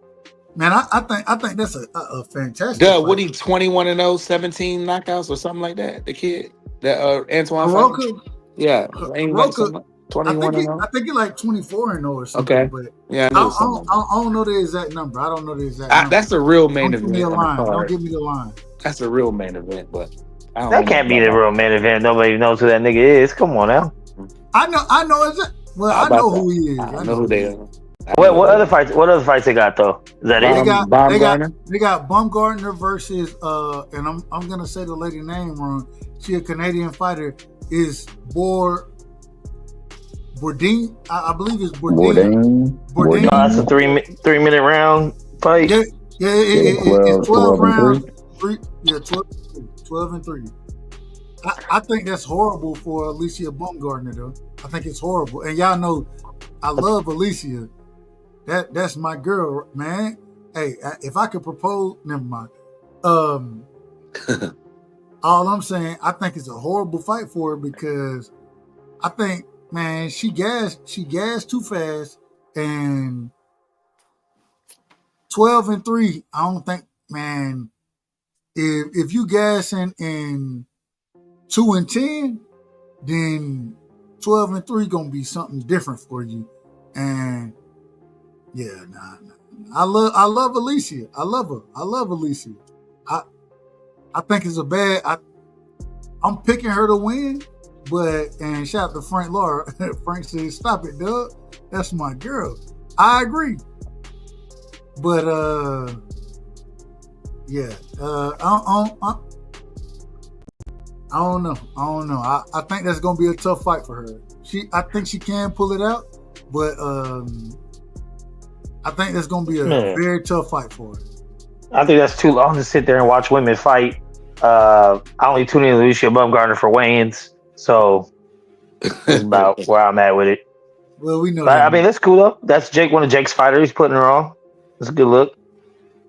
I do like Griffin. What's my brother name? Octavia. I can't say that nigga name. His first name, respectfully. Octavius Griffin. Nigga named Octavius, nigga. Something like that. He gonna be fighting on the undercard. I like him. You know what I'm saying? I don't know the dude that he fighting. I gotta go look him up. So I like that fight. Well, I don't really like the fight. I just like Griffin. I just like watching him fight. But I believe he trained with Bud and shit. So yeah, there, and then you got what's the girl name, man? You got another ladies fight on that one. I don't know. The undercard is okay. So outside of Antoine and Alicia, it's subpar. It's subpar. Will I watch it? Maybe, but I'm definitely not watching Jake Paul versus Tank Davis, bro. Not watching. If you're really watching that shit, you can watch it. If you don't watch women fight, you can at least watch two dudes fight. Nope, not doing it. Fuck them. And I'll let you know. You're gonna be covering that shit though, so you better get ready to talk about it. I'm not calling the fight. I'm not on BBO channel. Yeah, you are. No, I'm not. I'm not calling it. I'm not covering it. You're not gonna watch it? No, hell no. Low key, you're not gonna watch it, bro. After the Antoine Russell fight, you done. I want to watch the Alicia Baumgardner fight because that's the co-main event. So I may watch that, but outside of that, bro, like I'm not watching none of that shit. Fuck them. That's tough. It's a bullshit ass fight. It is. It really is. But it's still like I look at it like it's still boxing. So I don't know. Like I said, I'm not gonna break my neck if I'm doing something Saturday night or matter of fact, it come on a Friday night, don't it? Yeah, it's a Friday night. All right, if I'm doing something, Yes, on the Friday. If I got a union meeting or something, I'm not gonna break my neck. Oh, let me hurry up and get back like how I was with Canelo. I flew all the way back down to my house out in North Carolina. I left Jersey to get back down to North Carolina so I can go into my movie theater and watch the fight because I was excited about this shit. I'm not gonna do none of that shit. If I miss it, I miss it. If I don't, I don't. I watch it. If BBO and them up here and Free and up here, cool. I'll come up here. If not, I'm not. Hey, Prize. You know, when big fight when fights happen, I call the fights. Do I not? 100%. I guarantee you will not see me that night. Guarantee. That's cold. We need you though. The team needs you. You're gonna be forced to deal with it. He gonna deal with it. He can talk that shit. No, I take that back. Yeah, you're gonna be forced to deal with it. Something viral is gonna happen. Something. Well, Max, one time Doug was like, I ain't calling this shit. All week long, we was like, yeah, Doug gonna call the fight. The nigga didn't call that shit, bro. He stood on that, so he might. No, that's fine, but you're still gonna have to discuss it afterwards. It could be a viral knockout from either one of them, a crazy entrance, their outfit. There's gonna be something that the internet is gonna take and run with from this fight. And I'm not talking about none of it. We are. That's fine. Y'all can talk about it. And when you jump on the show, you can pull up. If you want to talk about it, get what? I'm gonna be like, fuck no, we not talking about none of that shit. All right, well, now how about this? Will you go back and watch it? Hold on. And when you pull up, get what I'm gonna do. I'm gonna be like, nah, fuck y'all. We not talking about this shit on my show. Now y'all can talk about it when y'all want to talk about it, but we not talking about it over here. It's some bullshit. Everybody, that's why, Doug. Well, that's fine. It is. Hey, you're a fascist, I'm saying Doug. the fight is some bullshit. That's why you acting like that. You're a fascist, Doug. Hey, Marky Dan done call me worse than that. That's fine. I'm a fascist. I don't do name calling. I don't do that. I can be all of that, but I reserve the right to call the fight that I believe in and that I want to see, and this is not one. And so fuck that shit. My question was, will you go back and watch it if it ends up being like a fight, a real fight? He's gonna watch he'll watch a highlight if something happens. I'm not. Yeah, if they really end up chasing him, went out there and got knocked out. Doug Right Side's going to find out. The only way I end up watching the highlights is if for some reason I'm on Twitter and something pop up or. That's the only way I watch it. All right, now, I'm trying to understand what is your gripe with it? Is it the fact it's an exhibition? Is it the weight disparity? What is it? Wrestling. Was it that you really wanted to see Roach Part 2? You're just so angry you didn't get that world class fight? Trash. It's all of that. It is first. All right. This is my true gripe with it. The first thing is, and I said this before. It, in my personal opinion. It helps denigrate the sport of boxing. That's the first thing. The second thing, and I know you'll tell me it bring eyes to the sport. I already know where you'll go with this, but ain't nobody watching real boxing after they watch this fight. They're not gonna just say, "Oh, well, boxing is this great." No, they're not gonna do that. So that's a farce as far as it bringing eyes to the sport of boxing. The second thing is Tank Davis is he could have, if he would have made this Tank, he making what, however much money. I really don't care how much he's making. That's not really my. If he would have fought Devin and Shakur, he would have made the same amount of money he making for fighting Jake Paul. Fuck no, hell no. Maybe combined. That's what I'm saying. Combined. Oh, combined? Maybe not. I don't know. I don't even know about that. I don't even think combined. Man, Turkey. If a $20 million offer was out there from the beginning for Devin, who knows what you could have negotiated out of that? And then, if you go and beat Devin, right? And then because you the goods that people are saying that you are, you go and beat him. Then your purse goes up even more to fight a Shakur. You're gonna make more than $50 million. That's a fact. Yeah, they don't understand that. They crash I feel like out. They Devin pre-Ryan probably. Channels. That's what they do. And my whole thing is, bro, like you don't. All right, you can't justify this shit. I'm not. Hey, folks always say, "Oh, well, you want to hate on Tank Davis?" It's no hate on Tank Davis. What it comes down to is that, nigga, we were sold a bill of goods by Floyd Mayweather, by what's the nigga name, man? Not Al Hammond. What's the other nigga name, man? Leonard. Leonard Ellaby. Thank you. We were sold a bill of goods. Oh yeah, we're gonna build him up, this, that, whatever. And what they really did is had niggas buying pay-per-views, me included, had niggas buying pay-per-views and shit, supporting this nigga, and then this nigga go run off. And man, fuck that nigga, man. Fuck him. Yeah. Because what you did was you denigrated the sport that I love, and then when you get called out on denigrating it, well, fuck y'all. I don't give a man. Fuck. Man, y'all should just love boxing. Well, we love boxing, but we supported you because you were one of the individuals who's supposed to uplift the sport. And what you did was exactly against it. Girl Fuck boy you. shit. So fuck you, nigga. And it is what it is. And people keep saying 50 million and all this shit. Like Brother BS said, this shit will be public records because Netflix, they expose everything. I don't give a fuck how much money he make. I could care. That matters. He could have got matters. he could have got the same. It doesn't matter. You know why it does matter, Dub? Because he could have got the same fucking money for fighting one of the two people you just named. It could have been the same. Nah. If he would have went to Turkey no. and Turkey say he want him, right? Well, Turkey wants you, bro. Look at all the money he gave Usyk. Don't nobody who know who the fuck Usyk is but us. You know what I'm saying? He gave him a bunch of money.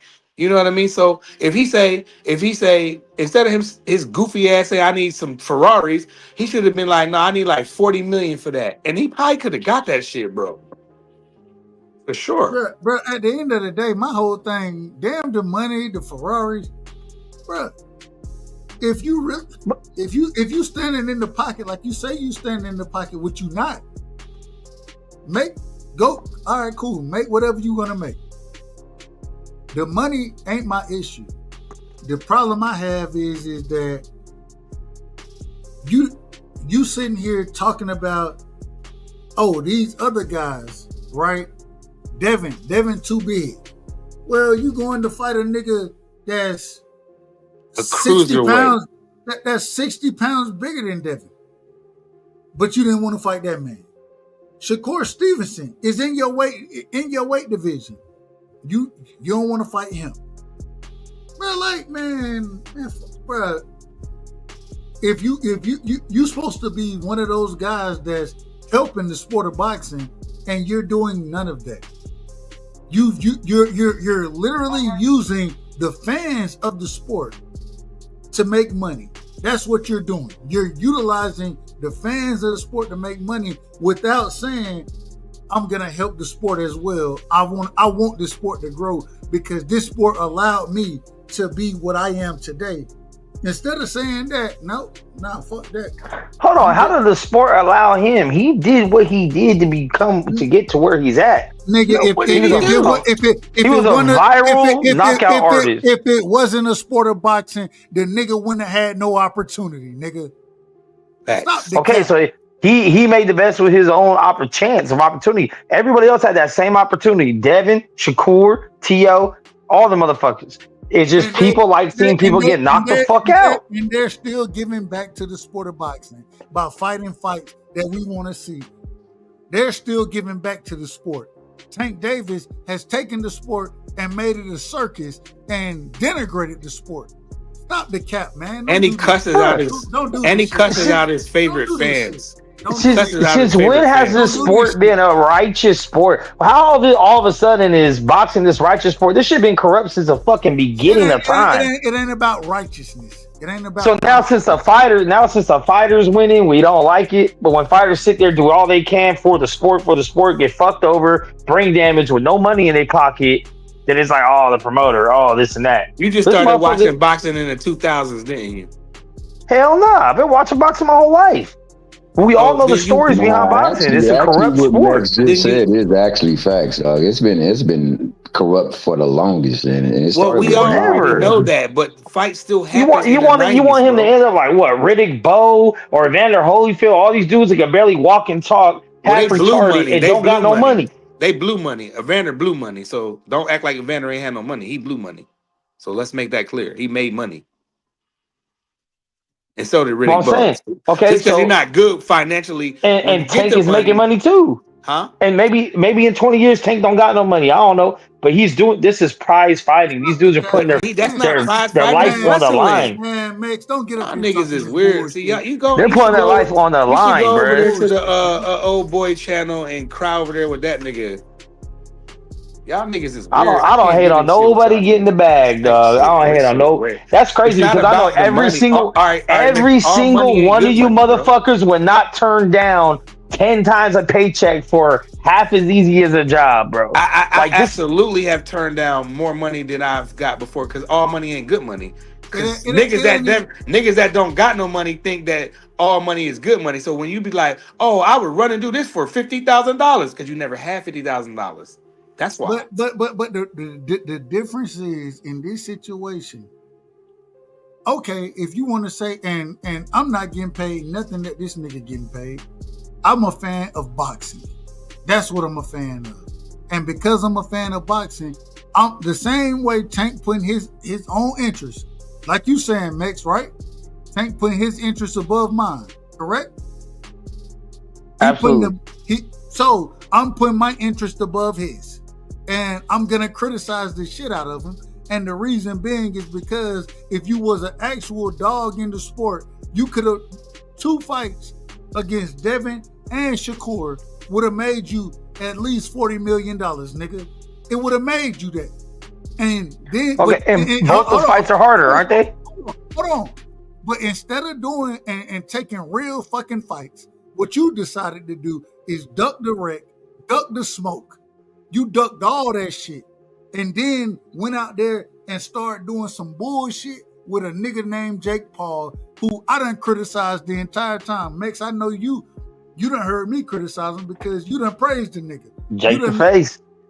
It is what it is. But you done heard me criticize this nigga since he done been in the sport. Am I wrong about that, Max?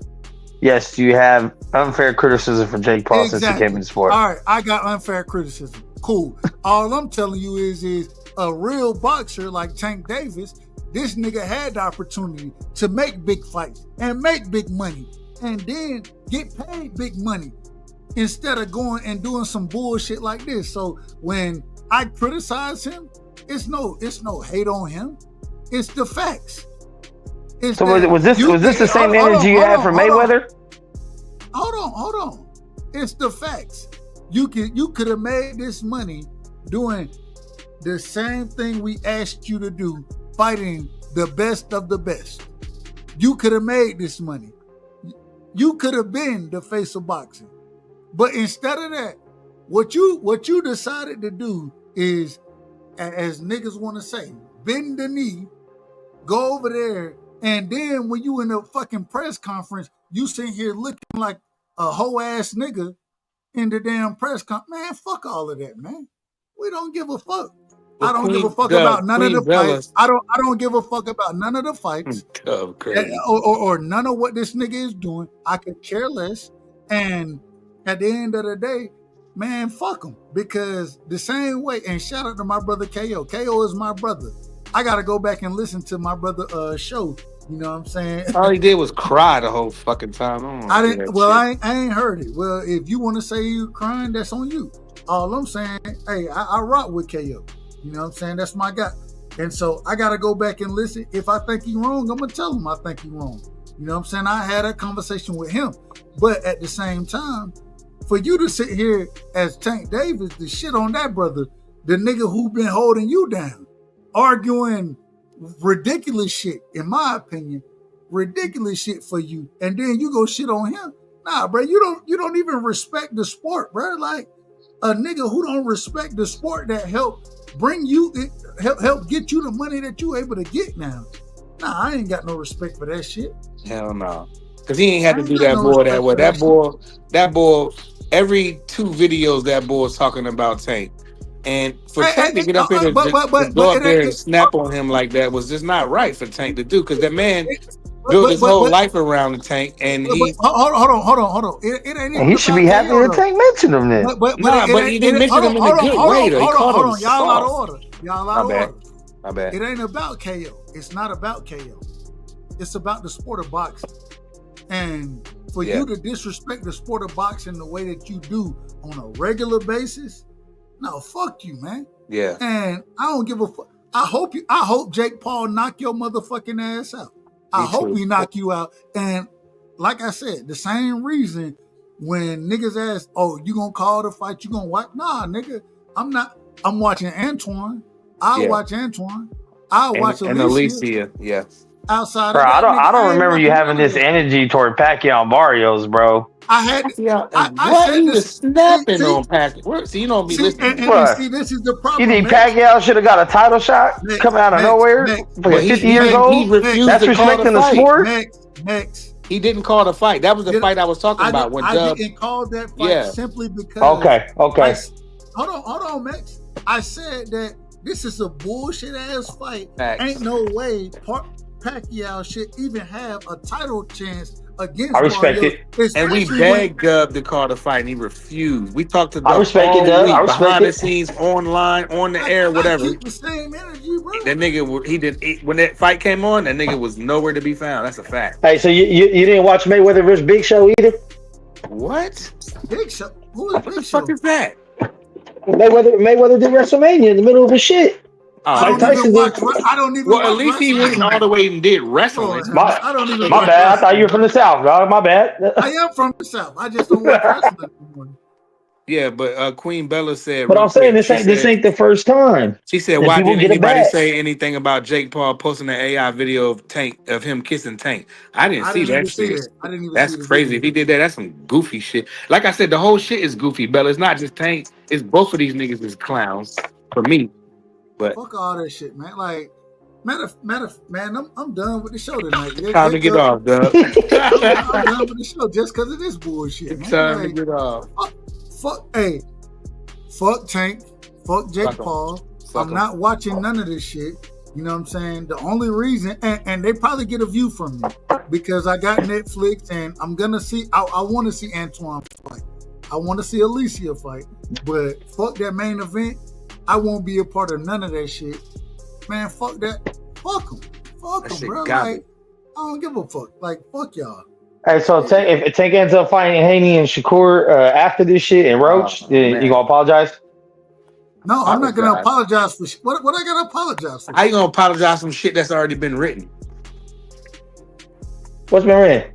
Then it don't look as bad. If he just went to go get a quick bag and it comes back to regular schedule program, Y'all niggas, y'all niggas so worried about y'all niggas worried about this a side quest. But Y'all worried about hold on, money hold on. day. Y'all niggas worried about money that ain't got nothing to do with us. They won't even get. Y'all worried about money that niggas that man fuck the bag. Bro, I support everybody getting money for their job. That don't make sense. That's like hating on somebody for getting a raise, and they're not even. You don't even work with them. They're not even in your place of business. No. It's your homie just like, hey, bro, guess what? I got a $5 raise. Like, man, Boxing is fuck that different, bro. shit. Boxing don't work Like, that way, bro. It's not the same. It's not. boxing's more dangerous. Hey man, shout out to all y'all brothers. Much love, much respect. You know what I'm saying? Y'all do y'all thing. And we gonna be live again. What's today? It's Thursday now, so we'll be live tomorrow. I ain't even gonna lie to you. I think we trying to get the conspiracy shows back going, but YouTube they ain't very fond of my conspiracy shows. They always want to strike the nigga and whatever they want to do. Shout out and real quick, shout out to YouTube. No hate to YouTube because hey y'all keep sending the bag, respectfully. But it is what it is, man. We're gonna get it in tomorrow, some way. We're gonna get it in. Absolutely. Bella, shout out to my sister Bella. She said Janabek versus Adames on the way. I can't wait for it. I wanna see if Bud go back down to 60 because after that fight, imagine and I got Carlos Adames winning that fight. Imagine Bud go whoop Carlos Adames, get 3 belts, and then go put hands on Laura and become undisputed at 60. That'll be beautiful in my personal opinion. But They gonna criticize it though. Hey man, I'm gonna give credit what credit is due. The same way they me criticize. Hey, niggas still crying. They still crying about the Canelo fight. Shout out to my brother BVO. They You still said crying Janabek about said no to what? Adames or Bud? He called out Bud. So But hey man, shout out to that all nigga Cash y'all, man. Crypto, that nigga MIA, brother. You know that nigga ain't coming outside. Hey man, shout out to my brother Cash, man. I You gotta hit niggas is Cash scared. up. I gotta hit Cash up because I ain't seen Cash since the fight. Somebody go check on that, man. No, I'm gonna give him a call. Shout out to Alaska. I gotta give my brother a call because I ain't seen. I'm just being honest. That shit cold out there, Dub. Check on your mans. I ain't seen my brother since the fight, man. And damn, Cat, come That's on, just like bro. what Dallas fans do. They come out during the Hey, off season. Wait a minute. I'll pull up all the time. Don't put that Ducked smoke on when my they damn when they man. were getting their ass whooped the first week 1 and week 2. When I ducked anything. Oh no, you did come on here. You did. I stand corrected. You came through. Yeah, man, y'all better stop putting that nonsense on my name, bro. Like, it is what it is. Yeah. But hey, love y'all, man. Appreciate everybody who jumped on, man. And we'll do it again. You know what I'm saying? Much love and respect. Shout out to my brother Stay Dangerous as well, man. Stay Dangerous. We got to get you back in the arena, man. Appreciate y'all. And as you always know, man, when you wait a minute. Before we get out of here, we got to give credit what credit is due. You know what I'm saying? And when I say credit what credit is due, we got one of the and fuck it. I ain't even got to be really respectful about this one, because I mean, shit, the truth is the truth and a lie is a lie. That's what they'll tell you, right? Prize one, ain't that what they'll tell you? That's what they say. I ain't finna do it. I ain't. Do it to him and get that nigga Dub his money back too, nigga. Man, fuck this. I'm doing it. What happened? I just got my hair done 2 days ago, and she picked grease in my shit, so the shit was like, you know, like when you sweating and things like that, and the grease come in my face, it burnt my eyes type shit. Damn, why y'all booing like I'm saying bullshit? Like, this is real facts. Come on, man. I just got my hair done 2 days ago. Swing the women's gone. I just got my hair done 2 days ago. I just got my hair done. And she picked grease in my shit. I just got my hair done 2 days ago. I just got my hair done. I just got my hair done. I just got my hair done 2 days ago. I just got my hair done. And she picked grease in my shit. I just got my hair done. I just got my hair done. I just got my hair done. I just got my hair done. I just got my hair done. I just got my hair done. Why y'all booing like I'm saying bullshit? Like, this is real fast. Like, this is real fast. Why y'all booing like I'm saying bullshit? Like, this is real fast. It burnt my eyes. Like, this is real fast. I just got my hair done 2 days ago. I just got my hair done. I just got my hair done. I just got my hair done 2 days ago. And if you want to hear me hating on Tank Davis, here it is right here. Fuck the nigga who just got his hair done 2 days ago. There go the hate that y'all want from me. Fuck him. Because he ain't doing shit for the sport of boxing, the sport that we love, the sport that we talk about on a daily basis. He ain't doing shit for it by making this fight. And then going at KO the way he went at KO. One of the real fans, I remember a time where me and KO, we rocked on Thursdays simply talking about the upcoming fights. I remember that time. And hey, it is what it is. If that's what you want to do, I think, hey, KO, he be out of order sometimes, but he a real nigga. Sometimes. And, hey, it is what it is. KO, he be out of order, but at the same time, he still didn't deserve that though. That was some sucker shit by Tank. KO a real nigga, bro. Like, he know boxing. And I disagree with all the Tank talk. I disagree with it. But at the same time, man, KO is my brother, and I love KO. And I hope one day he get back to just talking boxing instead of focusing on this nigga, because it's hard to teach old dog new tricks. He don't give a fuck about you. He don't give a fuck about us. He don't give a fuck about the sport of boxing. Nigga built his whole YouTube life around that nigga. Nah, we ain't. And that nigga gonna come in. We not doing it. And that nigga gonna come and disrespect that man like that. We not doing it. Tank is a sucker, man. We not, man. Tank, he more than a sucker, man. He more than a sucker. How you gonna do that out of anybody? He do that to that man? It's ridiculous. But that's fucked up. At the end of the day, man, shout out to my brother Prize, man. Crush the legend, Thomas Hill, Mr. Chapman, Crush the legend. Hey, Prize, we gotta get you, man. You gotta get a nickname out this motherfucker, respectfully. Prize. You gotta get a good nickname. Just Prize. Man. Hey, we got my brother Prize. We got the master of ceremonies, the greatest man alive. You know what I'm saying? Shout out to my brother, my OG. You know what I'm saying? Crush the legend. We got Mr. Chapman in the building, Thomas Hill. We got Mex. Mex, you need a nickname too. I say that respectfully to you. I got a nickname. What's your nickname, bro? Mex. All right, hey, Mex is in the building. And we got BBO, you know what I'm saying, aka Sombrero in the building. So, hey man, salute to y'all, salute to everybody in the chat. And man, we out for the night, man. Much love and respect. Bud Crawford is a fight fan, and he's a fight fan's fighter. The Ennis Express is a runaway train. Ain't no pressure when you go for this. Hey, yo, why you doing this? I'll shout out to Little Dog, man. You know, he can Ladies and gentlemen, presenting the undefeated super flyweight from San Antonio, Texas, Jesse Bam Rodriguez!